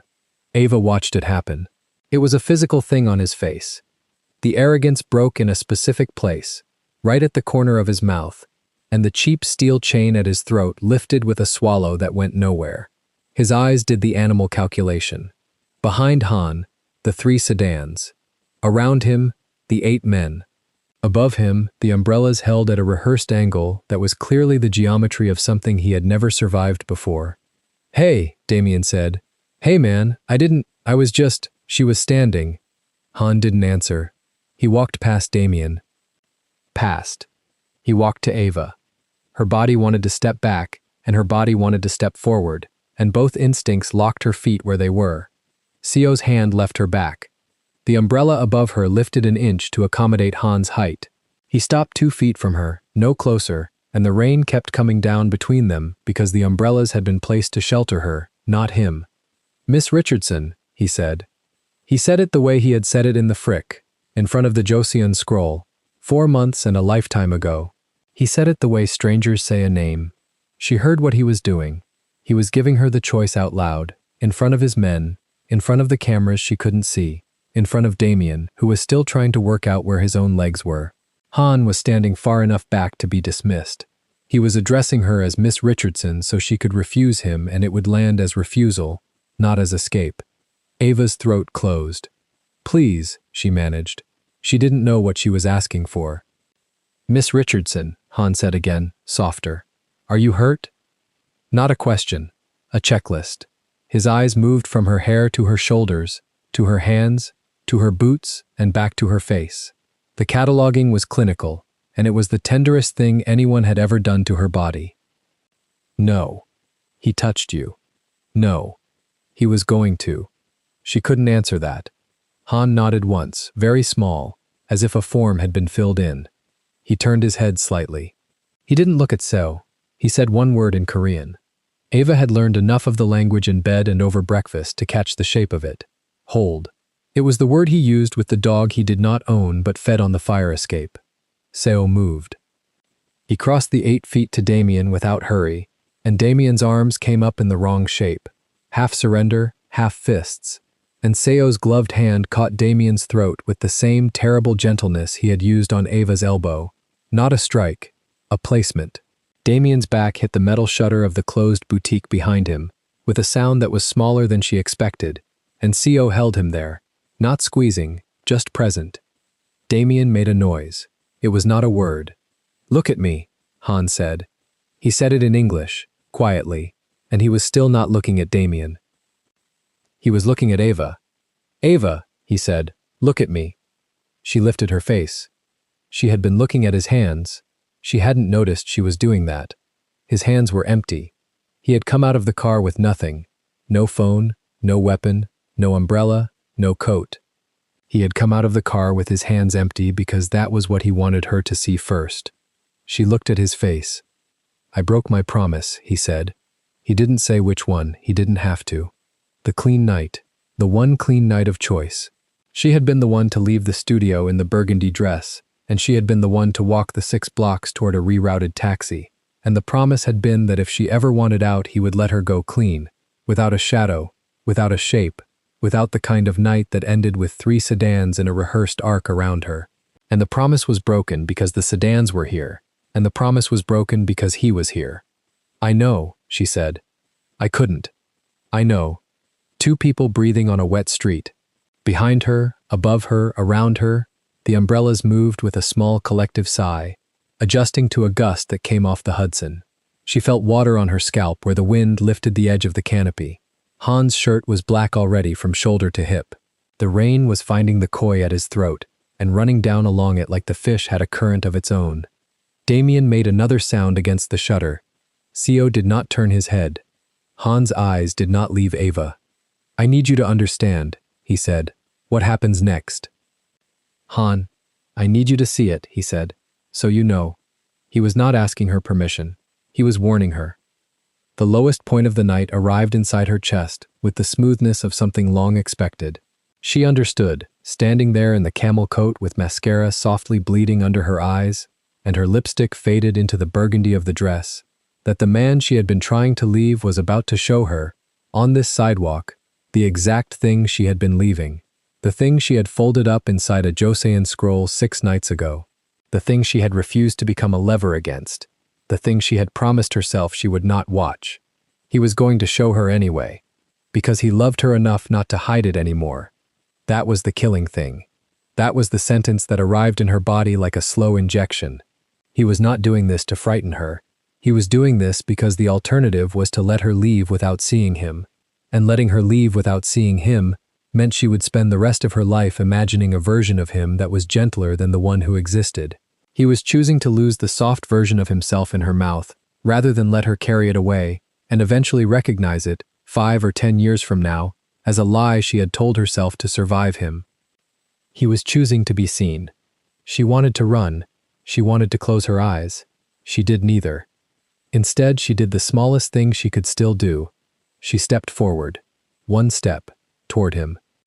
The umbrella above her moved with her, and the man holding it adjusted without a word, and now Han was inside the shelter with her, and the rain stopped hitting his shoulders, and she was near enough to smell the sandalwood of the cologne she had bought him in September, and the faint metallic edge of the cold that had gotten into his shirt. His jaw shifted. It was almost nothing. A small tightening at the hinge of it. That was gratitude. That was all the gratitude he could permit himself in front of his men. "Ava," he said. "Not Miss Richardson. Not now." "I'm here," she said, and her voice, which had been thin, arrived from somewhere lower in her chest, and she surprised herself. "I'm here, just don't kill him." Han looked at her for a long second, rain in his eyelashes, the line between his eyebrows deeper than she had ever seen it. "I wasn't going to," he said. She almost broke. She almost broke because the sentence was not reassurance. It was correction. He was telling her, gently, that she had not understood what she was watching. She had been standing on Gansevoort Street, building a picture of the worst version of him, and the worst version of him had not been what she was standing in. He was patient enough to correct her, even now, on the sidewalk, in the middle of a rehearsed formation of 8 men and 3 sedans, because he did not want her to leave with the wrong image of him. "Then what?" she whispered. "Watch." He turned. He walked to Damien. He did not hurry. Co stepped back 1 measured pace. The gloved hand released Damien's throat. Damien slid an inch down the shutter, caught himself, straightened, tried to arrange his face into something a man might wear. Han stopped in front of him. He did not raise a hand. He did not raise his voice. He looked at Damien the way he looked at a scroll he was about to authenticate, and Damien, who did not know he was being appraised, tried a smile.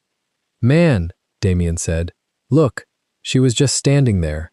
I was going to help her get a cab." "I didn't." Han crouched.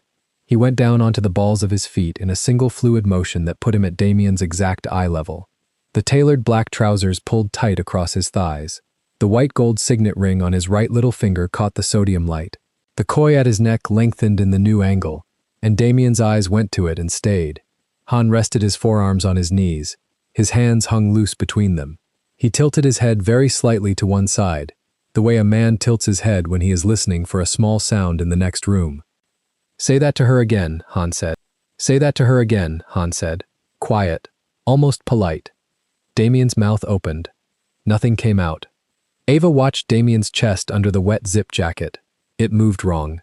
It moved the way a chest moves when the diaphragm has forgotten what it is for. His hands opened and closed at his sides. The cheap steel chain at his throat lifted and fell with a swallow he could not complete. "Say it," Han said, still quiet. I didn't." "You said, 'Hey, sweetheart,'" Han said. "You said, 'Hey, sweetheart, you lost.' Say that to her again. I want her to hear it a second time. From your mouth. With me here." Damien's face went the color of old paper. Ava understood, watching it, that Han had been in the car listening. That every syllable Damien had thrown across the wet asphalt had reached the interior of the Maybach through a channel she had not thought to imagine. That Han had heard the word sweetheart the way she had heard it, and the word lost the way she had heard it, and had gotten out of the car anyway with his hands empty. Damien tried to speak. "I'm sorry," he said. Barely. To her. Damien turned his head toward Ava. His eyes could not find her face. They landed on her boots, on the hem of the burgundy dress, on the camel coat, on a point over her left shoulder. Anywhere but her eyes. "I'm sorry, ma'am," he said. I was drunk. I'm sorry." Han did not move. "She isn't ma'am to you," Han said. "Say the word you used." Damien's throat worked. He did not want to say it. Something in him had begun to understand, correctly, that saying it would not save him, and not saying it would not save him either. Say it. "Sweetheart," Damien breathed. "I'm sorry, sweetheart." Ava felt the word hit her the second time and land in a different place than the first. The first time it had been a slap. The second time it was information. It was Han showing her, without a speech, that a word can be given a shape by the mouth that says it and a different shape by the room around that mouth. She was standing in a room now that was 8 men and 3 sedans, and 1 crouched man in a soaked black shirt with a koi swimming up his neck, and the word sweetheart, spoken into that room, sounded like a dying thing. Han nodded, once, small, as if a form had been filled in. He straightened up. He did it the way he had crouched, one fluid motion, no visible effort. He was suddenly at his full height again, and the 2 feet of vertical distance between him and Damien became a fact Damien could feel in his shoulders. Han did not look at Damien anymore. He turned his back on him. He walked the 6 steps to Ava. She had not moved. He stopped inside the shelter of the umbrella again. He was close enough now that she could see the small scar at the corner of his mouth she had asked about in February, and he had never explained. His shirt was ruined. His hair was flat against his skull on the left side where the rain had won. "I have something for you," he said. He reached into the inside of his shirt. His hand came out with something folded. Paper. Old paper. Heavier than a taxi receipt. He held it between 2 fingers the way he held Joseon fragments in the studio, from the corner, without pressure. She recognized it before she had a chance to breathe. It was the shipping ledger. The one she had found 6 nights ago folded inside the scroll at 2:47 in the morning. The one she had photographed with a hand that would not stop shaking. The one she had put back exactly where she had found it and walked away from and pretended for 6 days she had not seen. He was holding it. In the rain. On Gansevort Street, in front of Damien Cole and Seo Tae-woo, and 8 men she did not know the names of. Her lips parted. "Han. I know you found it," he said. She could not speak. "I know you found it Sunday night. 2:47. I know you stood at the north bench for 11 minutes before you put it back. I know the photograph is in the cloud folder you thought was private. I know you have not slept a full night since. Han. I put it there, Ava." The sidewalk moved half an inch under her boots. She actually reached, without thinking, for the sleeve of his shirt. Her fingers closed on wet cotton and the shape of his forearm underneath, and the muscle there did not flinch. He let her hold on. He did not lift his arm. He did not step closer. He let her use him as ballast, the way a woman uses a rail on a boat that has tilted. "You," she said. "I folded it into the scroll on Saturday afternoon. I chose that scroll because I knew you would open it Sunday. I knew you would open it Sunday because you had told me on Friday you were behind on the Joseon inventory. I knew what you would find on that page. I knew what it would do to you. Why? Rain on the umbrellas. Rain on his shoulders where the canopy did not reach. Because I could not tell you with my mouth," he said. "Because you would have let me lie. Because you loved a version of me I was about to stop being able to be, and I did not want you to keep loving him after he was gone." Her hand tightened on his sleeve. "You wanted me to leave. I wanted you to see," he said, "and then choose." He looked down at her hand on his sleeve. He did not touch it. His eyes came back up. "I did not think you would choose to walk in the rain on Gansevoort Street at midnight," he said. "I did not think Damien Cole would cross the street. I did not think I would have to get out of the car in front of you." He paused. The line between his eyebrows deepened.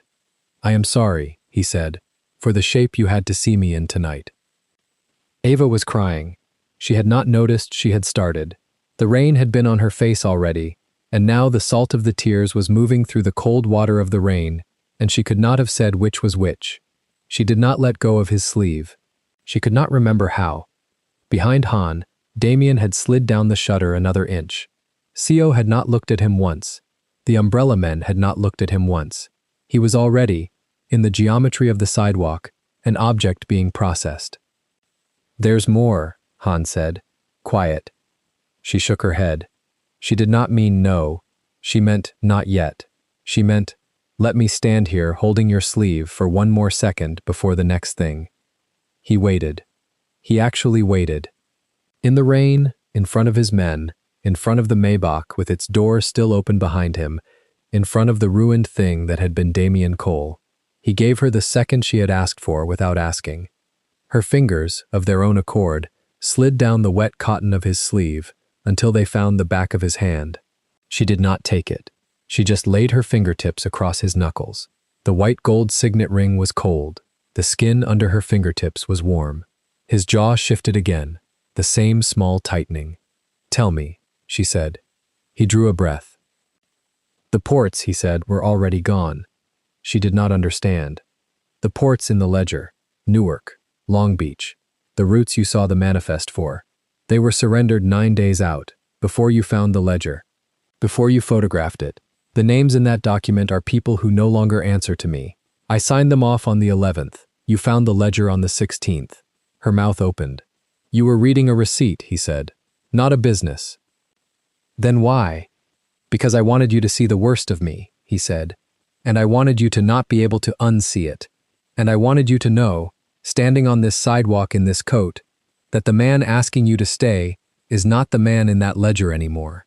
He has not been the man in that ledger for 9 days. He will not be the man in that ledger for one more day of the rest of his life." She was shaking. Under the coat, under the dress, under the skin. Fine shaking. The kind that starts somewhere behind the sternum. "Han." "You can walk," he said. "I brought your lease. I brought a ticket.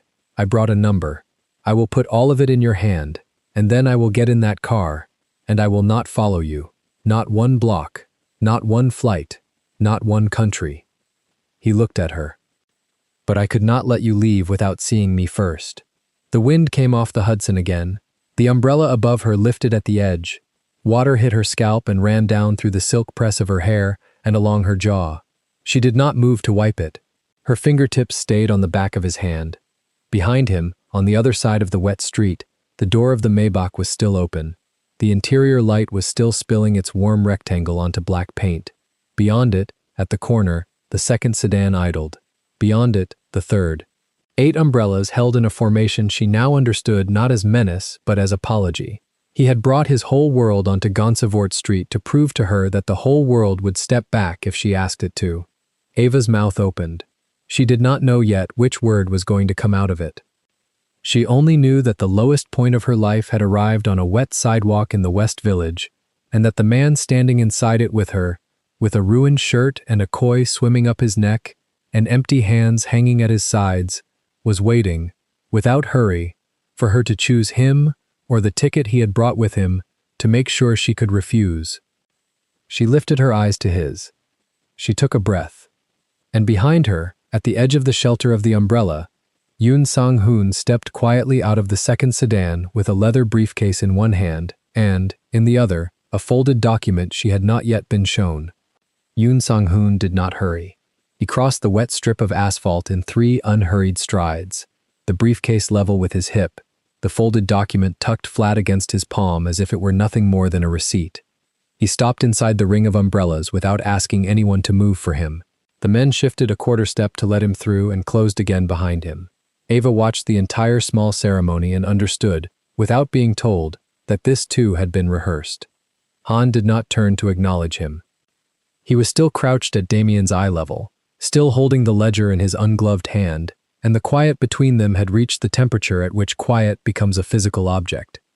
"Say that to her again," Han said. Damien's mouth opened. Nothing came out. "Say it," Han said, softer. Damien tried to look at Ava. Seo Tae-woo's grip on Ava's elbow did not tighten, but Ava's shoulders did. She turned her face away half an inch. The smallest refusal. The one that cost nothing to give and everything to withhold. Damien saw the refusal and looked back at the wet pavement between his own knees. "I can't," Damien said. "You could 5 minutes ago. I can't now." Han nodded once as if a small clerical box had been checked. Then he stood. The knees of his tailored trousers were dark where they had touched the water, and he did not glance down at them. He did not brush anything off. He turned his face, finally, toward Ava, and the ring of umbrellas seemed to breathe in with him. He walked across the 2 meters of sidewalk that separated them. The men did not follow. Seo Tae-woo let go of Ava's elbow the instant Han came within arm's length, stepped 1 pace back, and lifted his own umbrella higher so that the shelter over her head widened without a seam. Ava stood inside the new geometry of light and rain, like a woman inside a small quiet room that had been built for her without her permission. Han stopped in front of her. He did not touch her. He held out the ledger. "You dropped this," he said, in English, low enough that only she could hear. She did not lift her hands. "Ava, don't. Take it. I said don't." He held it out another breath, then let his arm lower a fraction. Not far, still an offering. The rain hit the ledger's spine and darkened a corner. Neither of them looked at it. "It's yours," he said. "I want you to have it. It was in my studio. I know. In a scroll I was cleaning. I know. You." She stopped. She started again, and this time the words came in Korean, low and clean, the way a scalpel is clean. "You put it there yourself." The muscles beside Han's mouth moved once. It was almost a smile. It was not a smile. Yes. 2 men behind him did not blink. Seo Tae-woo's expression did not change. Yoon Sang-hoon, standing at the edge of the ring with the briefcase, tilted his head half a degree, the way a man tilts his head when a piece of business has landed on the exact minute he had scheduled it to land. Ava's hand rose slowly to her mouth. Then it dropped again. She would not give him her mouth. "Why?" she said. He answered in Korean. Because Korean was the language he had never used to lie to her, and because English was the language he had used to buy her flowers. "The ports were already lost," he said. 9 days before you opened that scroll, I signed them away in a room on Water Street. 3 signatures, no witnesses. The men who could have contested it were on planes I put them on. The line was closed. It was closed before you found the ledger." Ava's throat worked. "You made me think I discovered something. You did discover something. You planted it. I planted the paper. What you discovered was already true. I only made sure you could see it in your own handwriting on the margin, so it would be yours. So you wouldn't wonder, later, if you had imagined the worst of me. I wasn't going to wonder." "You were," he said. "I know you. You would have spent the rest of your life polishing the parts of me you could love and pretending the rest was somebody else's story. I couldn't let you do that." Rain ticked on the umbrella above her head. "So you set it up so I would leave. I set it up so you could choose. That's not the same. No, it isn't." Somewhere behind him, one of the men in an umbrella coughed once into a gloved fist and went still again. A taxi rolled past on the far side of the avenue and did not slow. The driver did not look. Whatever radio traffic had rerouted the earlier cab had reached him too. Ava's eyes stung. She would not let it become anything. She lifted her chin the small, proud degree she had lifted it her whole life against smaller cruelties than this one. You wanted me to see the worst of you. Yes. And choose. Yes. That is not love. I know what it isn't. Then what is it? He did not answer for a moment. The koi tattoo on the left side of his neck moved when he swallowed. The dark almond eyes did not leave her face, and she saw the almost imperceptible sadness in them that had always been there and had always frightened her more than the cold. It is the closest thing to it that a man like me can give a woman like you, he said, without breaking her. You already broke me. No. He said it flatly, not defensive, diagnostic. I bruised you. I frightened you. I let you find a ledger on a Tuesday. I stood on a sidewalk while a man crossed a street toward you. Those are not the same as breaking you. If I had wanted to break you, Ava, you would not be standing here arguing with me about the difference. She could not speak for 2 full breaths. Behind them, Yoon Sang-hoon lifted the folded document another inch, the way an attendant lifts a tray. He was waiting. Han saw the small motion in his peripheral vision and did not turn. He kept his face on her. There's more, he said. I don't want more. You need to see it. No. Ava. I said no. He nodded. He accepted the no. He didn't push. Instead, he raised his free hand. Slow, so slow that a nervous man would have had time to flinch 3 times, and set the ledger, gently, on the top edge of her small structured handbag. The leather absorbed it. The rain hit its cover once, twice. Neither of them moved to protect it. Then keep it, he said. It's paid for. Nothing owed. Not to me. Not to the men behind me. Not to whatever version of the future you spend it in. He stepped half a pace back. He was going to leave her standing there. Something in Ava's chest tilted, not toward him, not away, but sideways into a place she did not have a name for. She had prepared, on the walk out here tonight, to be taken. She had prepared to be threatened, negotiated for, dragged into a car with tinted windows and driven to a room she would not walk out of the same way she walked in. She had not prepared for him to step back. Wait, she said. He waited. Yoon Sang-hoon, at the edge of the ring, did not move a millimeter. He was very good at not moving. What is that? Ava said. She lifted her chin toward the folded document in Yoon's hand. Han looked at Yoon. Yoon crossed the small distance and set the folded document, without ceremony, in Han's palm, and stepped back again into the outer ring. Han held it for a moment as if weighing it. Then he unfolded it once. He did not unfold it fully. He turned it so Ava could see her own name at the top and the address of the Tribeca studio in the middle of the page. Her lease. He turned the top corner over and she saw the plane ticket clipped to the inside, a paper boarding pass in a slim card sleeve, first class, JFK to Incheon, departure Thursday, a return date left blank.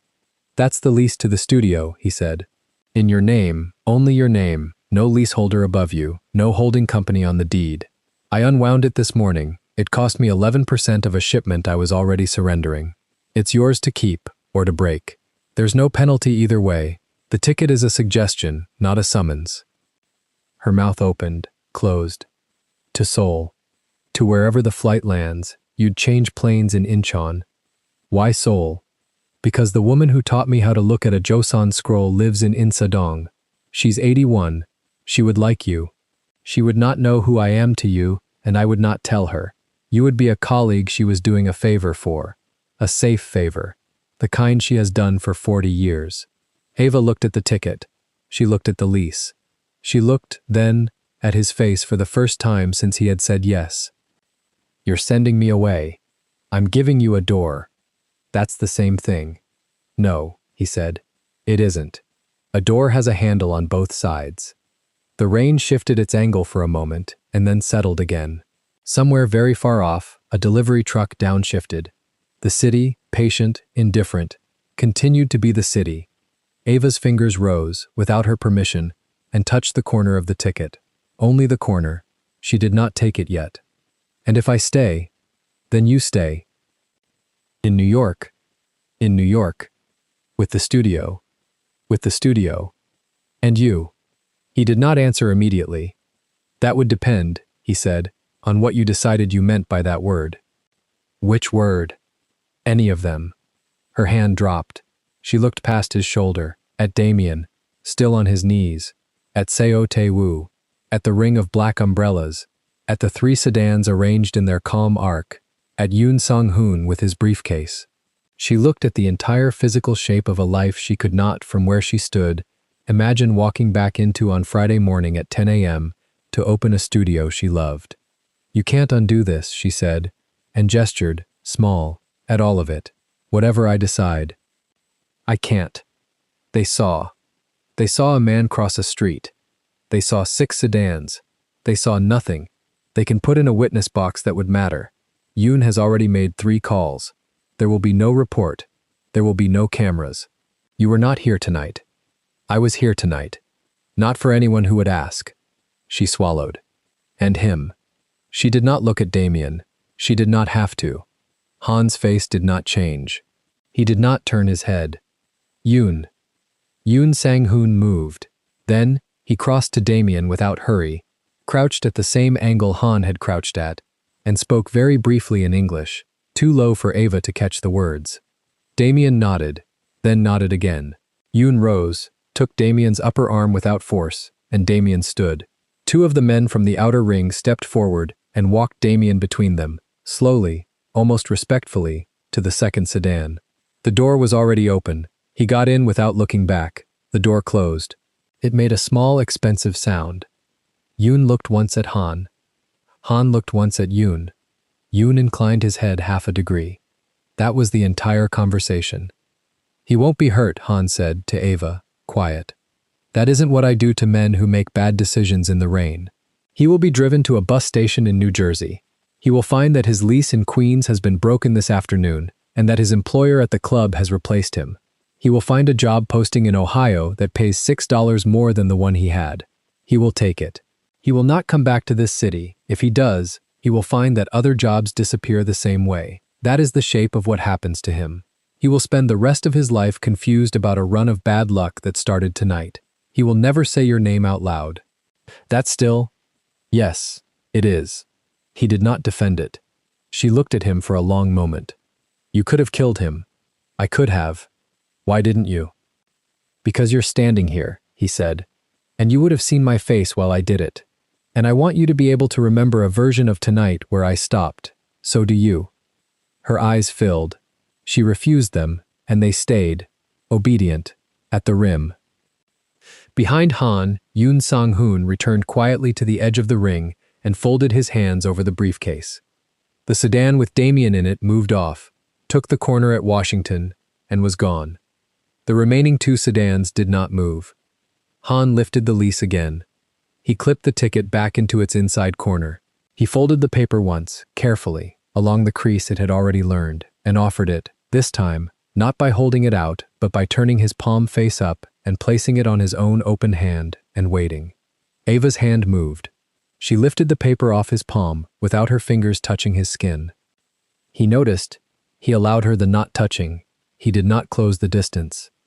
There's one more thing, he said. Han. 1. His right hand went, slowly, to the inside pocket of the impeccable black shirt beneath the open collar. He drew out a small square of thick cream card, not a business card, a card the color of old paper. He turned it once between his fingers, and she saw, on one side, a single line of numbers written in black ink in a handwriting she had learned to read on the margins of 100 restoration notes. A phone number. This is mine, he said. Not the office, not the driver, mine. It rings in one pocket and there is no one else in that pocket. If you never call it, I will understand. If you call it in a year, I will answer. If you call it in 10 years, I will answer. If you call it because you need a name pulled out of a hospital admission form in Seoul at 3 in the morning, I will answer and the name will be pulled. If you call it because it is Tuesday and you want to hear a voice that already knows your voice, I will answer. If you call it to tell me not to answer again, I will not answer again. He held the card out. She did not take it with her fingers. She opened her palm. He set the card down on her palm the way a man sets a small living thing down on a wide, flat leaf. Then he closed her fingers over it. Once. Gently. He let go. Ava, don't say my name like that. Like what? Like it's the last time. He did not answer. He held her eyes a moment longer, the almost imperceptible sadness fully visible now for the first time she had known him. No cold laid over it, no distance, no calculation. Then he stepped back. The ring of umbrellas opened for him without being asked. He walked out through the gap Seo Tae-woo made by stepping half a pace to the left. He did not look back at her. He did not look back at Damien's empty sedan already down the block. He did not look back at Yoon Sang-hoon, or at the second sedan, or at the shape of the operation he had built tonight around a woman on a sidewalk. He walked into the rain. The umbrellas above him lifted, one at a time, and folded, one at a time, and the men behind him climbed into the remaining sedan with a discipline that would have been beautiful if she could have looked at it as beauty. Seo Tae-woo was the last one to fold his own. He did not fold it, in fact, until Ava was standing under her own dry circle again, the shelter of the awning of the boutique behind her, the rain no longer touching her hair. He inclined his head, half a degree, at her. "Ma'am," he said. Then he crossed the sidewalk, folded the umbrella, opened the rear door of the last sedan for Han, and closed it behind him with the soft, expensive sound she had heard once already tonight. The sedan pulled from the curb. It did not accelerate. It did not tint its windows down. It did not slow at the corner to allow a last look. It joined the sparse traffic on Washington Street with the ordinary indifference of any late-night car in Manhattan, and it took the light, and it was gone. Ava stood on the sidewalk. She stood there for a long time. The rain kept falling in the same slow angle it had fallen in when the whole thing began. Nothing about the weather had changed to mark the end. There was no music. There was no crescendo. There was the sound of water on aluminum awnings and, at some point, the distant hush of a subway coming up through a grate 2 blocks away. She looked down at her hand. The card was still folded inside her fingers. The lease was still tucked, with the boarding pass clipped into it, against her hip beneath the camel coat. The ledger he had planted, the ledger she had opened at 2:47 a.m. 6 nights ago, the ledger that had started every hour since, sat on top of her small structured handbag with rain darkening its cover. She lifted the ledger. She opened it, at the sidewalk, under the awning, in the light of a single street lamp. The margin still carried her own handwriting from 6 nights ago. Every number was accurate. Every route was real. Every port was named. All of it had been true. And all of it had been surrendered 9 days before she found it. She closed the ledger. She held it for a moment against her chest, above the burgundy dress, above the place where her heart, for 6 nights, had been trying to decide whether it belonged to her. Then she opened her handbag. She placed the ledger inside. She placed the lease inside next to it, the boarding pass still clipped. She unfolded her fingers, one at a time, and looked at the card. The number was 10 digits. It began with a country code she recognized, the handwriting she had read across the margins of restoration notes for a year and a half. She did not memorize it. She did not need to. She had already memorized it without deciding to. She placed the card, alone, in the inside zipper pocket of the handbag, the one that had a zipper, the one she never used for anything careless, the one she had learned as a child was for the thing you would not lose. She closed the zipper. She closed the handbag. She lifted her face to the rain and she let it touch her, for one honest second, without flinching. Then she started walking, not toward the corner where the taxi had been rerouted from, not toward the avenue where the sedans had gone, toward the studio, toward the blocks she had walked every night for a year and a half, toward the door with her name, now only her name, on the lease inside her bag. She walked with the same posture she had been born with, long spine, small chin, feminine hips, the naturally elegant carriage her mother had taught her before her mother had run out of things to teach her. The camel coat moved around her calves, the knee-high boots took the water without complaint. At the first corner she reached, she stopped. She stood at the light, waiting for it to turn, though there were no cars in either direction. She could have crossed. She waited anyway. She waited for the small green shape of a walking figure to appear on the far side, because she wanted, tonight, to cross on a signal that belonged to the ordinary city and not to a man who had rerouted her taxi. The light changed. She crossed. On the far sidewalk, she did not look back at the block she had come from. There would be nothing to see. She knew, in the practical part of her mind, that had never once been wrong about Han Do-jin, that he had chosen the route home for his last sedan, specifically so that if she did turn to look, she would see nothing. He would not have given her a silhouette to grieve. He would not have left her a last taillight to memorize. He would have arranged, with the same quiet precision he had arranged the umbrellas, for the street behind her to be entirely and honestly empty. She did not turn. She kept walking. Somewhere between Washington and Greenwich, without breaking her stride, she understood that she was going to keep the studio. She understood, 1 block later, that she was not going to fly on Thursday. She understood, half a block after that she was going to fly, someday, but not to Insadong, and not on his ticket. She understood, at the next corner, that the card in the zipper pocket was not a leash, it was a door. She understood that a door had a handle on both sides. She understood, at last, that he had told her the truth about that. At the door of her building, she paused.